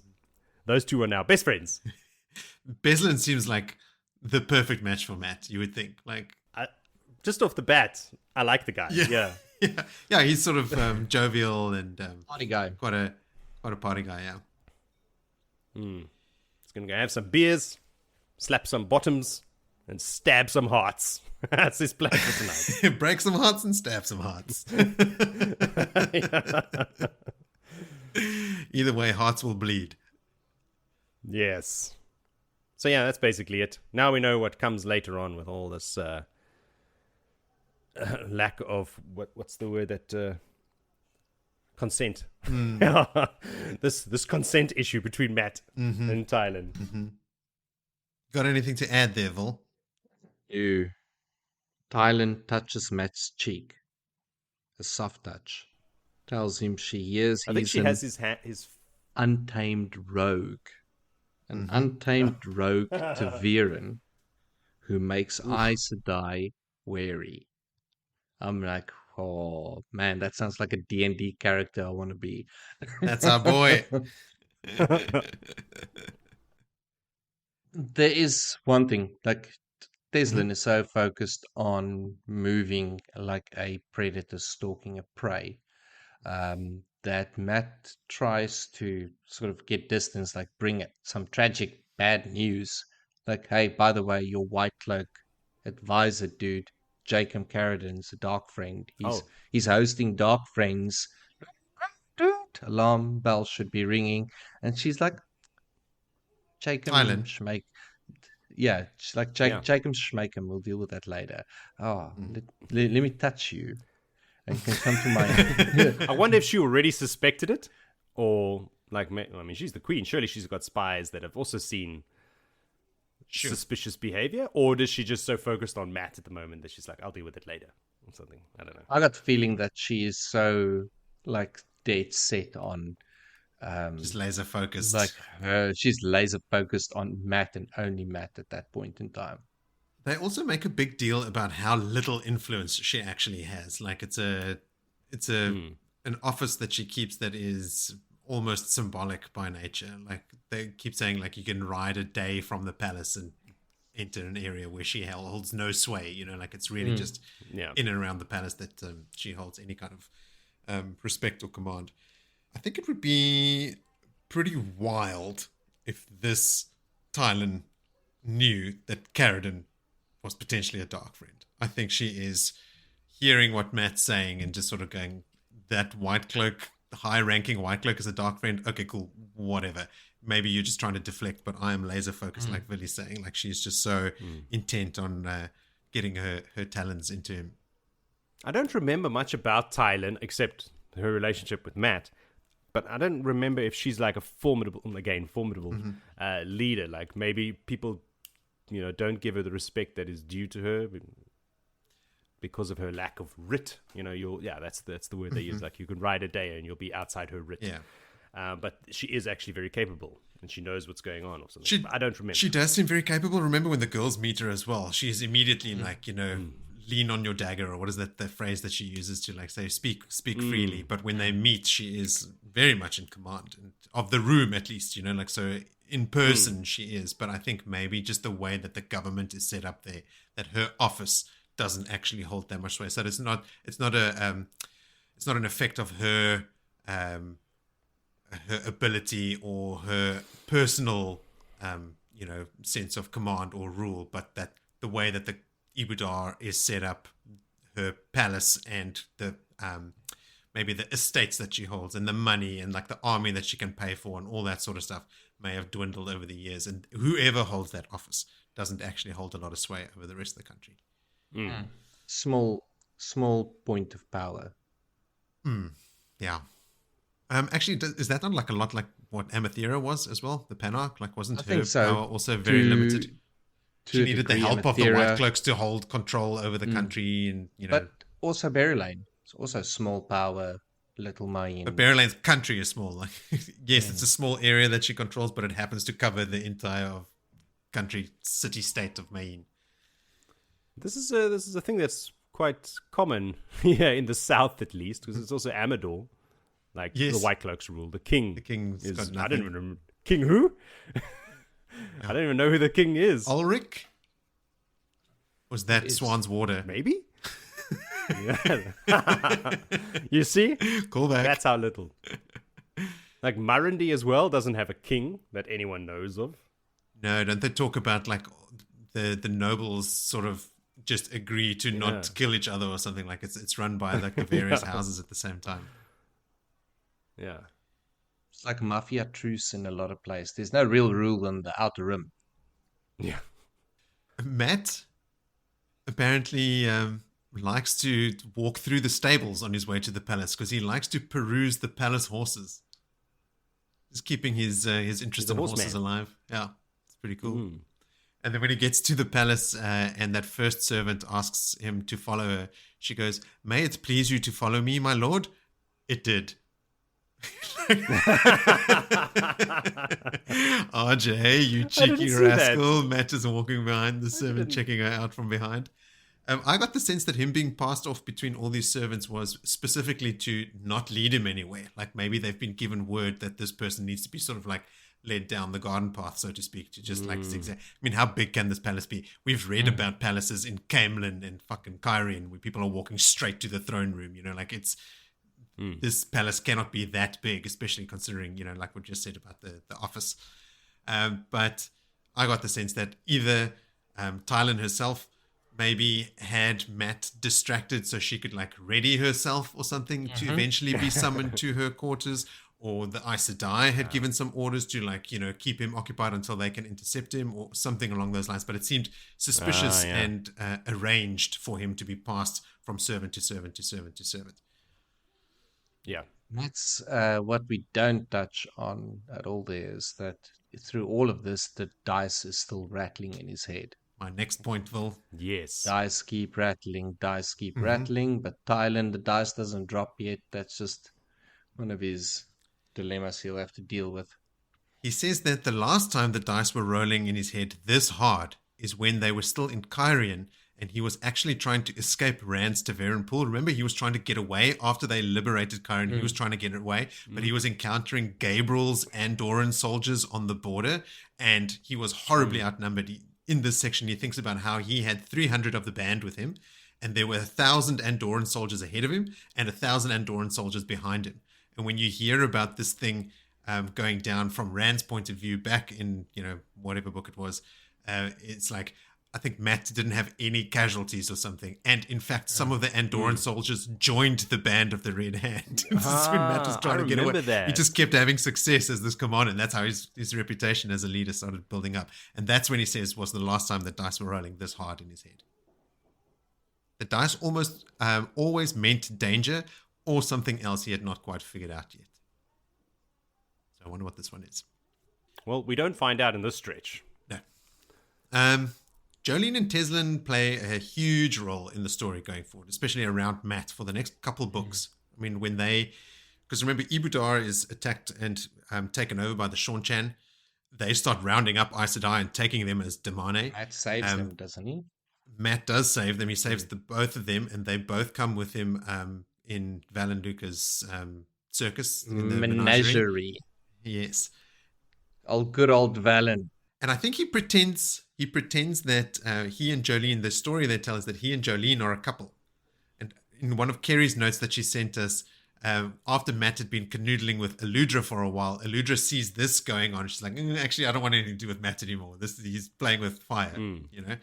And I'm pretty sure it's Jolene that goes back to the tower after Matt had helped her and then actually writes a letter to Matt to thank him for his efforts. It's like the only Aes Sedai in the whole story that actually has like a redeeming moment where she goes, thank you for everything you did, and I will be here to help you if I need to, or something along those lines. This is tickling a memory. A long buried and lost memory of mine. Also a memory of a spanking at some point. I'm pretty sure Matt or someone tries to or actually succeeds in spanking Jolene. Something along those lines. Another callback for me. I would not be surprised. My thought about Jolene in the description that I read is that the sort of like she's just 2 years out. She's still young. And Morella gave her lessons. Like she wants to get back at Morella after years now getting the shawl. That's what my thought. Telling you. Wait, thought. You mean Merilil? They have the confrontation in the hallway. Are you talking about Morel or Merilil? Merilil. Merilil. Yes, her. The one with the M that was there, not Moray. Yes. Yes. That there is a backstory, and I got the opinion or the thought that Jolene is quite young and had still up until quite recently had like not novice at like accepted lessons from Merilil. Are you not conflating? I don't know. I can't remember. I thought that Jolene had actually been a sister for longer than Merilil, and that Merilil was trying to get back at Jolene for being a hard teacher when Merilil was coming up. And what Elida's opinion of Jolene is that she's never grown up and that she never will. Later in the next chapter, Tylin has a conversation and she goes, maybe what Elida said about you is true. And Jolene goes, what did you say about me? And she says eventually, well, Elida said that you've never really grown up and you never really will. So I don't know. Is that maybe coloring your opinion I don't know. of maybe. of Jolene? Well, I'm on the What fandom right now, and it says Jolene is 101 years old. Okay. So, no. No. She wasn't accepted that long. No. Okay. Well, yeah. What year are we in, Morris? Do you know what in the new era? It's about 1,000. What year it is? About 1,000. Story kicks off in 999. In 925. Yeah, no, so she's been a sister for a long time. Just quickly look up Merilil. Been a sister for 70 years. If you know how to spell it. There's so many names here that are so close, right? Like Morel and Merilil, Tylin and Tylin, Cheseline, and Carridin's palace, like Thalion and Fowlane. Well, look, Merilil was born in 827 of the new era. She was raised to the shawl in 870 of the new era. Yeah. Merilil's older. Merilil. Okay, so Merilil is the older one. She taught. Okay. Yes. She taught Jolene. Yeah, she taught Jolene and Tylin. So my thought is correct there. My only thought is about her that she's not that young. She wasn't raised there, but she was not 2 younger. years ago. Yeah, she's younger than Merilil and was taught by her at a stage. By Merilil. Okay. Yeah, that makes sense. Well, there you go. Okay. Great. Spares me a callback. There you go. I, in the past, never had a clear distinction in my mind between Jolene and Teslin. Just, Aes Sedai That name is after Aes Sedai name being thrown at you. And now I'm really picturing, okay, Teslin is the sort of hard face. She seems a lot older, like just older looking. She's wearing, I think, a black dress, like all the way up to her chin or something. She just seems grumpy. And Jolene is the more sort of traditionally attractive, at least to Matt, and sort of fiery green. Definitely much more emotional. Like even in the next chapter, like those emotions come to the fore when she's dealing with Tesla and talking about Elyda. She gets all indignant about Elyda's opinion of her.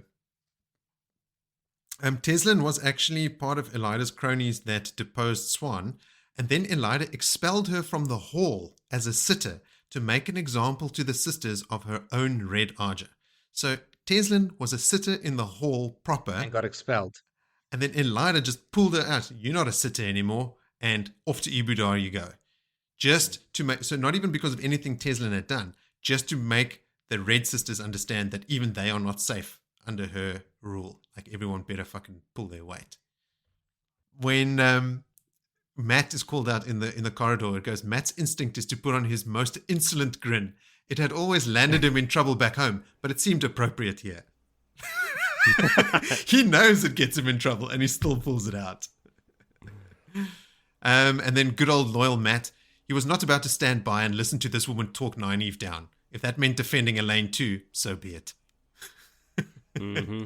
He's going to defend Nynaeve, and if it means defending a noble, fuck, okay, fine. When they're pulling at his coat, Matt says to the Aes Sedai, "Don't fight over me. There's enough to go around." Yes. And when that got him some looks.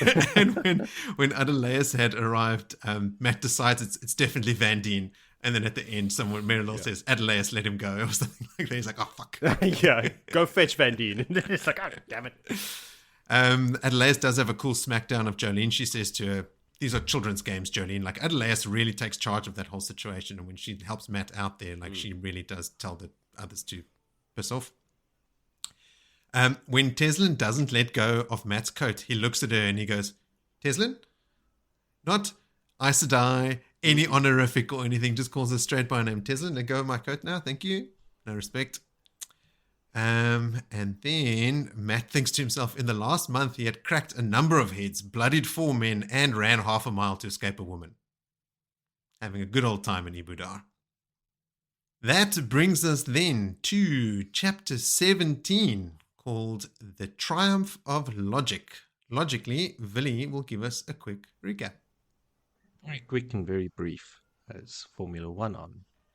Gotta get moving. Priorities. Okay, priorities. A triumph of logic, because we are dealing with Matt, the logical, at this point in time. And it's pretty much a straight continue, and Matt is beelining. So he's getting away from Teslin. He had his out, and he's fleeing the Tarsan Palace, and heading to the Wandering Woman again, which is quite apt. He is met by Vannon and Corbin there, and there was some talk about a fighting incident, but Vannon quickly quieted him down. Like, what Matt doesn't know, he doesn't need to know. Like, what the Red Arms need to deal with is Red Arm business. Vannon as a whole is a little bit of a summary of the very elegant, smooth-moving horse feet fat man.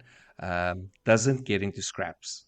Like you always hear about some guys being in scraps, but Vannon keeps himself well out of it. He also reports that Nelisian has come in. There's some winnings that's come back here, some whatever. So a little quick catch up.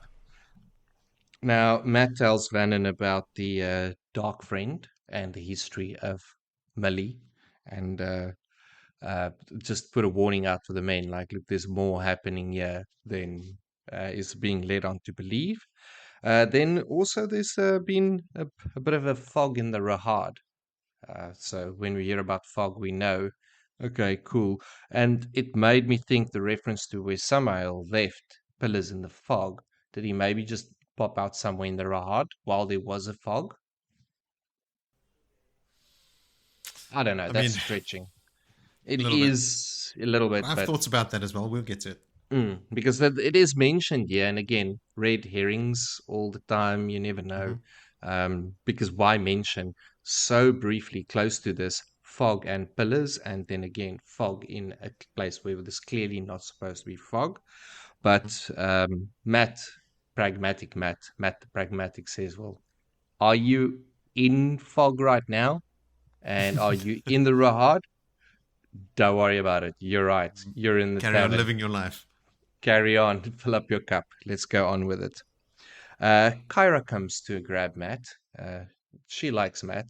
She wants to get his interest and tells him that a man came looking for him, and he said he was an illuminator and he wanted a meal, but Mr. Sanan chucked him out and said no free meats here.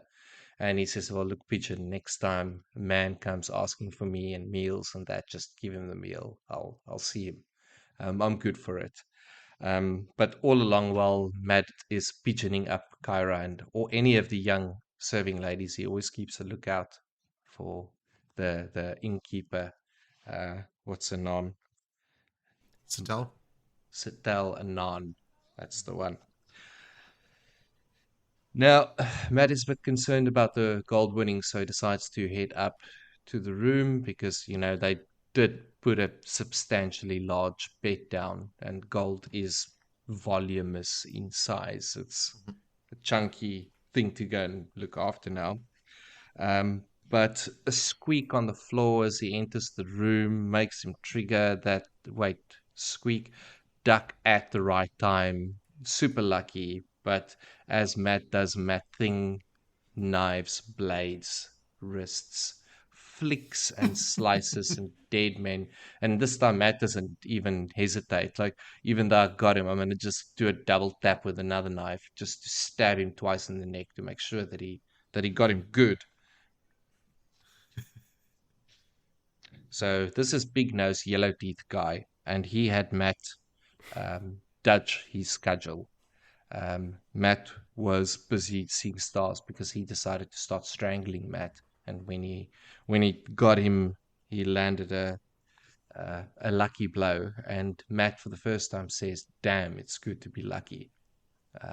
Like, really recognizing his luck. Nerim rocks up just in time with a pan. Dry Corinian Nerim. Oh, my lord, you got some blood on your coat. Never mind the dead men that Yeah. that is around there now. There's now um, in the small room, dead fellas, but Nerim's worried about it. And what was he going to do with the pan? Not quite sure, but he's got a pan with him. Who's going to smack a few heads, Yeah, man? it's gonna Who's coming to help? Others, commotion, all of that. Mistress Anan and her man pulls up, and Matt is reminded by why he shouldn't look long at her daughters when her husband pulls in and takes charge of the situation. He reminds himself frequently of that. He explains that they jumped him in the hall and they probably here to steal the gold, or they were just after Matt. But they claimed to have had stock in the whatever backstory they have, their stock in it, and they wanted to carry it up. Took the cheapest one, so they were specifically after Matt. So we can safely assume that this is Jaichim's men already in action. Could it have happened that quick? I was also wondering, like, did Matt not come straight back here from Carridin's palace? No, he went, saw Carridin, then went to warn the girls at the Tarson Palace.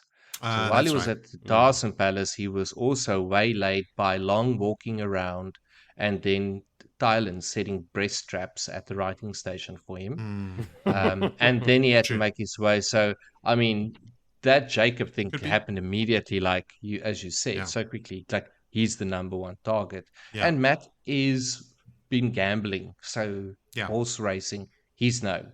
Like, He's you get known, the yeah. word out in the Dart friend network, they'd be like, yeah, he's right there. So very quickly they could have already said, because they wanted a room, they brought in a chest. And I think the chest was to capture Matt and put him in, Yeah. put a rand in a box. That's what I thought. steal money and put money in, No, because you think it was an about empty they, chest. Yeah.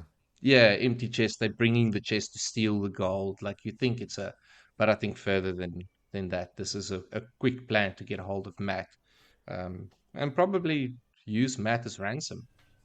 Maybe. Probably, I don't I don't know. know. I thought that they were bringing the chest to sneak his body out. But then I thought, well, that doesn't make much sense, doesn't it? I Why mean, would they they could just care? kill him and leave Yeah. him there. Yeah. Yeah, but they seemed like really quick to kill him, to try and... Were they just trying to knock him unconscious with that cudgel? Yes. Well, I Or mean, were they if you're trying to kill attacking him someone from behind and you're trying to kill them, a cudgel is probably not your first choice. Let's stab him. I mean, a simple his throat. kitchen knife would get you further, you know. I think the purpose was for him to be knocked out. The second guy came at him with a cudgel as well, and it was for him to get knocked out, put in there, and be carried out in that box Yeah, straight to Jaichim Carridin. That I was think so too. the idea. Yeah. Anyway, now Matt also sticks his hand in his pocket through all of the snow commotion and finds that someone had placed a convenient letter there, telling him that the girls are in trouble. No shit. Like, that's nothing new. Okay, This is but the one that's in capital letters. I know. this is all caps. I'm trying to find them to get them out of trouble. Matt's well aware. Elayne and Nynaeve is still in danger, and they are pushing it too far. But who? Nerim would like to know if it's bad news, my lord. Nerim is very nosy and in the mix there. So Matt has a reflection of his day and, these goals and tasks and everything that he thinks he needs to get done.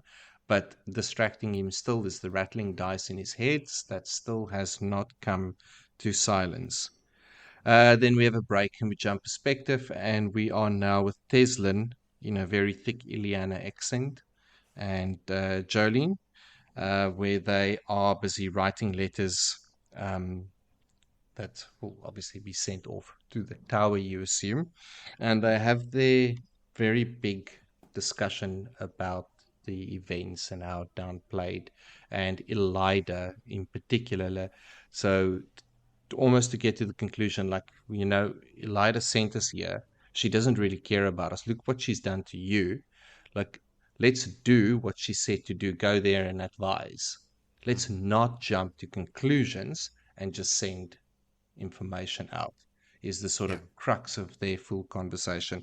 And this is where she brings up the Merilil and her have got, there's historical grudges between them there as well. But I already get the feeling over here that they are questioning the whole tower split and the rebel thing and their place in it at this early instance already. Yeah, I think they're being made as more to be more sympathetic characters than just Elida and the tower as a whole, because they are clearly somewhat at odds with the tower. They've been made an example of to be sent away, and their response is to just be quiet. Okay, cool, you want to send us away? It feels like exile. We're not going to send you any information. And Teslin is sort of saying, or one of them is sort of arguing for, let's send the information. The other one's saying, no, let's keep cool heads. Let's keep the information down. Jolene is like, no, this is not cool. We don't send it. Then Teslin the Red obviously wants to, and she's like, no, we're not going to. But do she it. agrees in the end, I think. She agrees in the end that they're not sending. They're going to keep the information a little bit closer, play their cards close to their heart. Yeah. And this is where Teslin tells Jolene that Elida says she'll always be a child and she'll never grow up and all of that.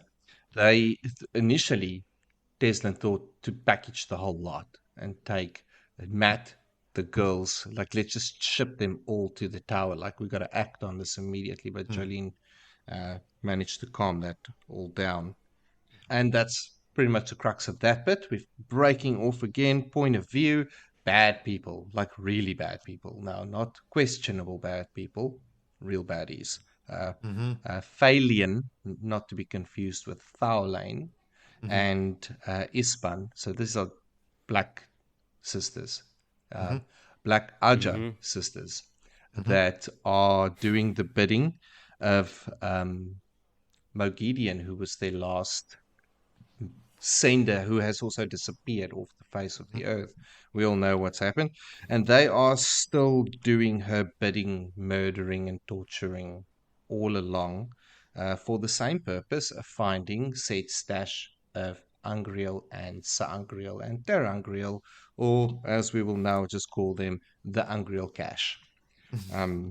Yeah, and they are in Ebou Dar. So Mm-hmm. we know that they also there. We got some black sisters rolling around looking for dirty rooms.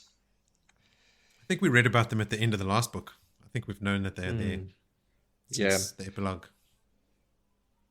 Because they said like, yeah, we'll end. We don't want to end up like like Leandrin?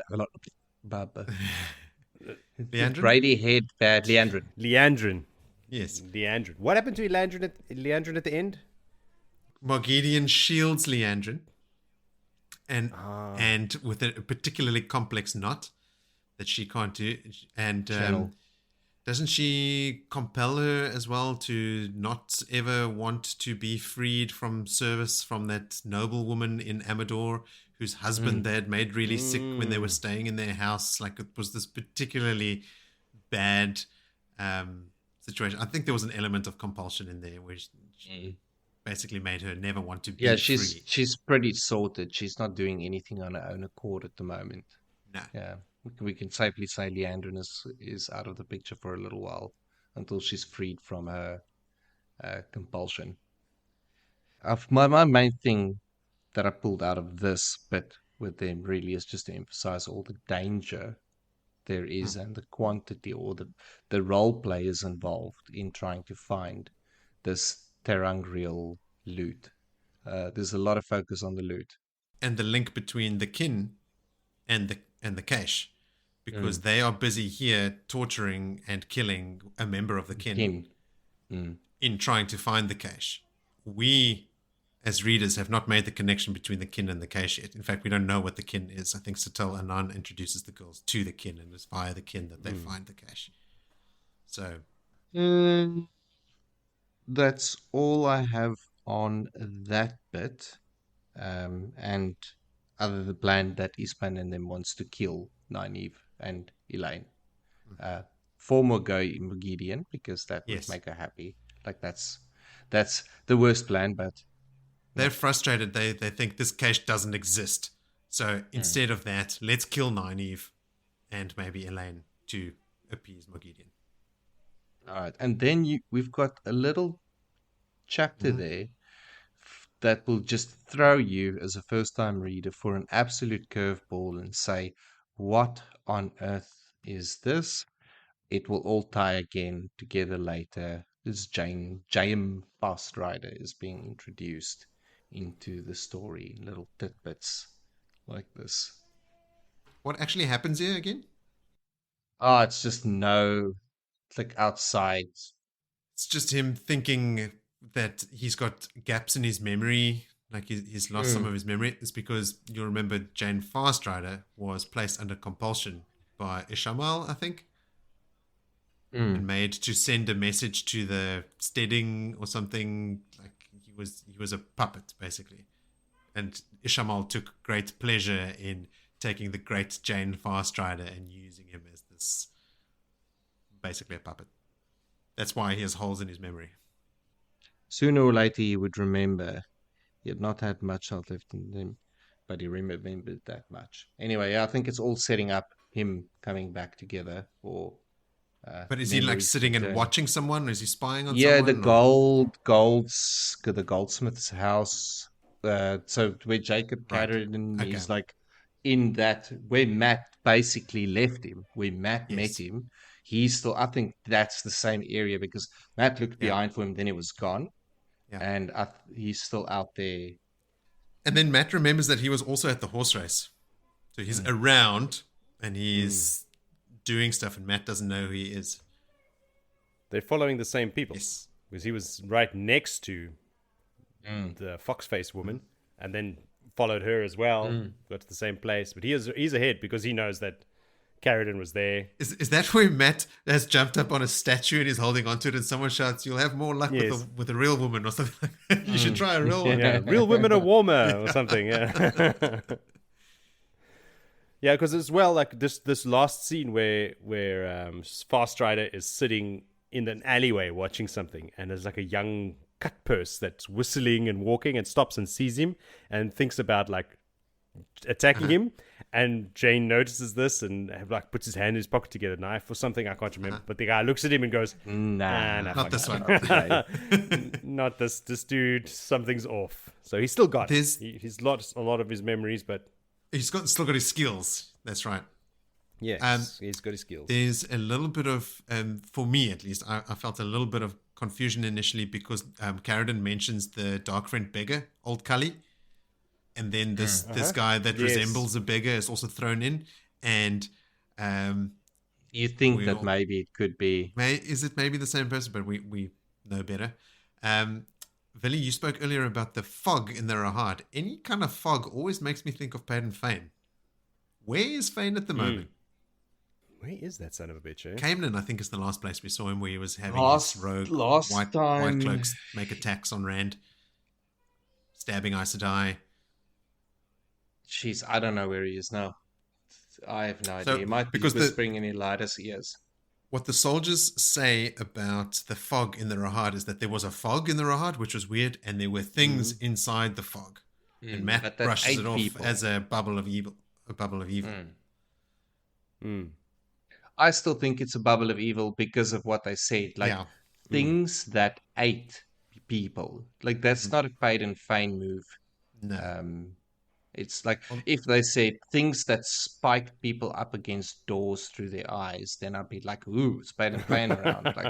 like torturing and Or butchering. big bloated black bodies, Yeah. turn black from the dagger or I something. think Fane is still commanding some Trollocs and stuff as well. I'm pretty sure that attack He's got to be. at the rebel camp, when Rand does the sword fight with some of the other Terran nobles and stuff. I'm pretty sure when the fog arrives, Shadowspawn run out from it, and there's a big Shadowspawn attack as well. Was that in this book, Vili? Hey, don't ask me. I don't know. I know nothing. I just work here.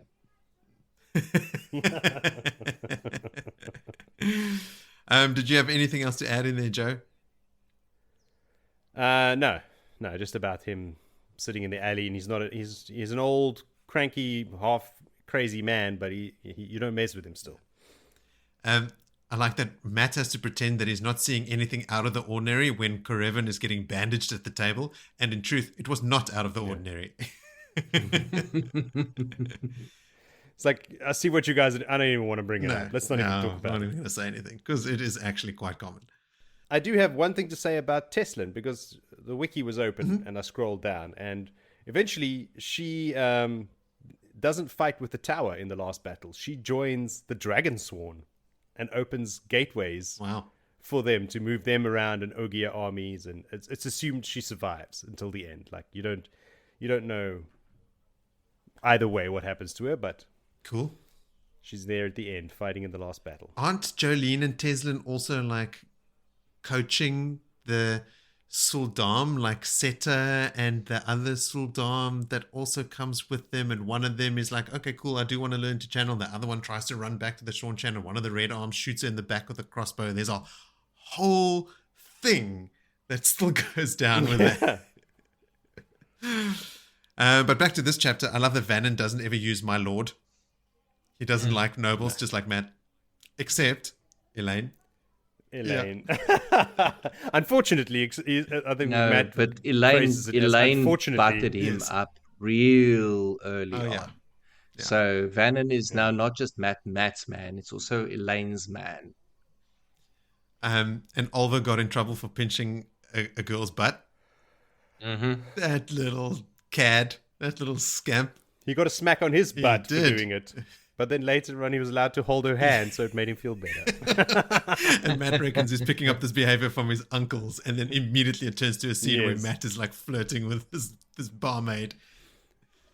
Doesn't he drop a coin between her breasts, Yes. like down her dress? Oh, and Like, Jesus. she says to him, "Would you like me to bring some punch up to your room, my lord, or anything?" And Matt goes, "Maybe later."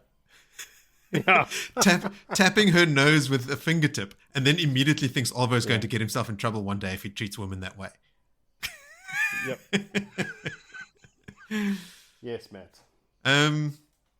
Satal's husband, his arms are like, he's full of scars, but he was alive, and the ones that gave him the scars were not. Are not. And Matt questions whether some of the like scars on his chest, he's like his chest is all cut up as Yeah. well. That he's certain that some of those scars is caused by Satal and Satal, yeah.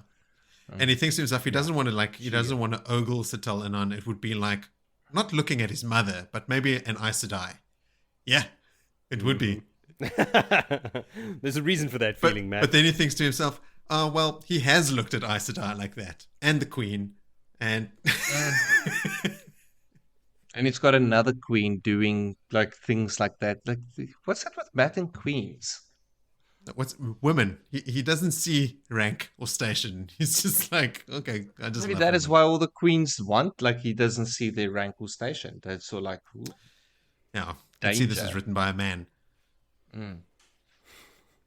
There's an interesting insight here from Jolene. She thinks to herself that Elida had been a star pupil, by all accounts, with incredibly fast progress. Jolene reckons that that is at least partly the reason that she dislikes Nynaeve and Egwene and Elayne so much, because she was the super fast learner and the star pupil, and now these guys are like just putting her to shame. And she thinks that, at least in part, that is not exactly ingratiating them to her. So, Jodie, remind us again, what was your favorite moment? Chapter 15. That's just everything with Matt, from the horse race until Tylin. Until he escapes Tylin. That scene where he's being accosted by the Aes Sedai, like, oh, there's enough for me to go around, ladies. And she's like, oh, Jesus, Matt, shut up. He's so Now's incorrigible. not the time. Insolent smiles, thinking that the band is influencing Oliver, not him. You're just blind to it. Totally blind to his own influence. Just good old Matt. I'm glad he's back. Yeah.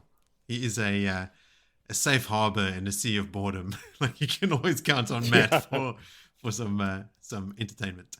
How about you, Vil? I will obviously, in the chapters that is full of Matt, go the opposite way, not choose something about Matt. And I'm very much taken by the progress of what you would assume a very intimate relationship between Aviendha and Elayne that has to build and grow and bond, and to see that the secret sharing every night that is starting to happen, the brushing of hair, and also the acknowledgement from Elayne and recognizing the like, not shaming Aviendha over feeling, seasick, and like really starting to bring the consideration of culture, I guess, to the forefront of everything else. It's like, it's a very like almost endearing thing, I suppose, to see like how two people cool. like that have to open up so openly to each other, and let not like, they're not going to open up to each other necessarily in a romantic way, but they're going to be sharing a husband. A pretty So intimate way. there's, yeah, it's very like, I mean, that not going to necessarily mean them holding hands and frolicking under the apple tree, but No, they're not going to have a sexual relationship, but I mean, they are sharing everything with each other, and it is true. It is very cool, and it is, I mean, endearing to say the least. It's actually it's interesting because they are posed with a situation that is almost the inverse of what normally would happen. Like, people would share a lot of experiences together and then build an intimate relationship. Again, not sexual, but like, very, very close bond, where they have sort of been shown or told, you will have a future together. Now, create that relationship. It's like the other way around. Now they know what the end point is going to be, so now they're actually just actively working on getting it there. It's almost kind of like the end point was a compromise, and said like, this is what it is, that this is the path to him, and it is what I accept. Like, that's the end. Let's do everything now to make this work. And like, Min still got to get into that mix as well, and Yeah, because, well, Min has said to Elayne that she's had the vision, and, Min's visions are beyond reproach, or, they cannot be questioned. They absolutely become true all the time. That Rand ends up with all three of them. So I guess Elayne has already been told this is going to happen beyond a shadow of a doubt. So, you might as well suck it up. So they might have been resistant to it. It might have felt like compromise, but the decision, from what they know, was actually taken out of their hands. Like, they had no choice. Min said it was going to happen. So it's happening, I guess. So yeah, how they deal with that is interesting. I'm interested to see this when Aviendha and Min meet again, because it comes up a lot. Min is basically a wise one in the wise one's eyes. So I wonder if that's going to like influence Aviendha so much. It's like, oh wow, if the wise ones respect her so much, she can't be all bad. Min is also glued to Rand. And these girls are off on the other side of the planet, like there must be an element of jealousy or at least envy for being able to actually be there in the day-to-day. Well, I suppose depends on whose shoes you're filling. Like, because that could be incredibly taxing for men. Like, seeing Rand through that heavy struggles he's going to go through, dark Rand stages. They don't But get she to still chooses to experience be that. with him. No, she still does. Yeah. But it's not all Manscain and Rose. I think they would all choose to be with him if they could. I don't think you love someone and then go, well, I'd rather not be around when they're in a bad mood. Yes. Yes. No. But yes, it'd be hard work. Yeah, but look, they both have very big missions to go on. They do. I mean, they have their own lives. Like, I don't want to, say something negative about Min, but like, she's not going to become the queen of Andor or a wise one in training and stuff. No, she doesn't have anything else going for her. She's just there. But I mean, she is also playing an incredibly important role in how she's affecting Rand and how she influences him, sort of keeps him calm and keeps him mellow. I wouldn't go as far as saying that she's got nothing. I mean, she sees visions that come true. I mean, that's quite substantial. I mean, she'd been doing that for a while when she was still living in Braelon in an inn, so it's not, those visions don't mean fame and fortune or power or responsibility for her. Unless you tap into it and you get marketed by the right guy. She's got to hire an agency. Fortune, she just has not met Van and Luca yet and had to sit down with them. Vannon would sell her in a hot flash. He'd know exactly how. Are you talking about Vannon the horse thief or Valen Luca? Valen, not Vannon. Valen Luca. Wow. He'd be I heard Valen Luca. Yeah, you know what I mean. Circus guy.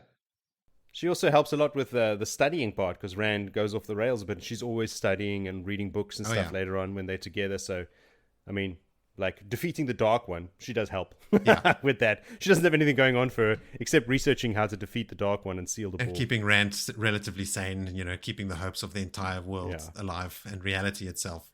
So, like, nothing going Not for much, her, really. No. Poor girl.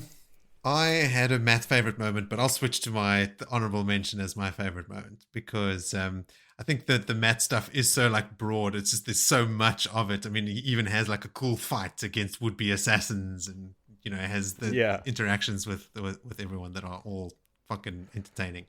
But my honorable mention, which I will now promote to my actual favorite moment, is the scene with Samael and Carridin. I just love seeing the Forsaken like talk about like what their plans are and what they're doing, just getting these little glimpses, and then somehow throwing that hint of the golem that he's going to send is also so tasty. I'm just like, oh yes, that whole golem, because that golem is terrifying. I mean, it is unkillable, and then Matt figures out a way. I think we've said it on this podcast. I wonder if you guys, is it by accident?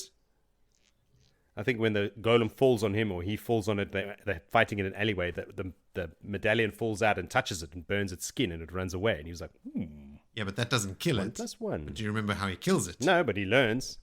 Not at all, Moritz. What kind of a question is that? Do you, Vil? No, don't tell me now, man. I want to go and read that shit. I won't tell you. Right. It's very cool, though. Good old Matt. I'm sure it is. If it's Matt involved, of course it is. We had a couple submissions for favorite moments from our listeners. So Jacob's favorite moments were, he says, this one might be lame, but I love the visual of Aviendha barfing while on the ship. Our hard maiden barfing is just comical to me. It's not lame at all, dude. And then Jacob's honorable mention is we finally see the Forsaken searching for and finding objects of power. About time they did that, not just the stasis boxes. And then John Pierce's favorite moment is when Matt is walking through the palace looking for Nynaeve and Elayne and ends up running into everyone else instead. The pattern is just setting him up for all the good stuff to come, and he's leery, but those dice keep rolling. I might end up reading ahead because this is just such a good part. Like, me too, you know, like I've already read ahead a little bit. I'm not waiting like I used to. Like, it's so exciting and so fun now. I'm just going ahead. So to our other listeners, not named Jacob and Jonna, but also Jacob and Jonna, send in your favorite moments, just like Jacob and Jonna did here, as well as your contributions to theories, any kind of feedback, answers to our many questions, and I'll add them to our callback section. You can reach us by using the social media links in the episode description. There you can also find links to our website where you can leave a voice message that we can play on the show, buy a t-shirt, or just send us a note. And then next time on Blood and Ashes, we will cover chapters 18 through to the end of chapter 22. 5 chapters. 5 again. 5 again. Chapter 18 is called As the Plow Breaks the Earth, and chapter 22 is Small Sacrifices. Shit is happening. I've read chapter 18, and man, it's Rand, eh? Stuff's happening. It's a Rand chapter. For some reason, the chapter breakdowns have just kind of worked out recently. Like, remember last time was all Egwene, and you were saying, oh, we haven't read about Aviendha yet. Now we read about an Ebou Dar section, and then next time we start with Rand in another section. It's just pure coincidence. I mean, I planned it that way exactly. Yes, that's what you should say.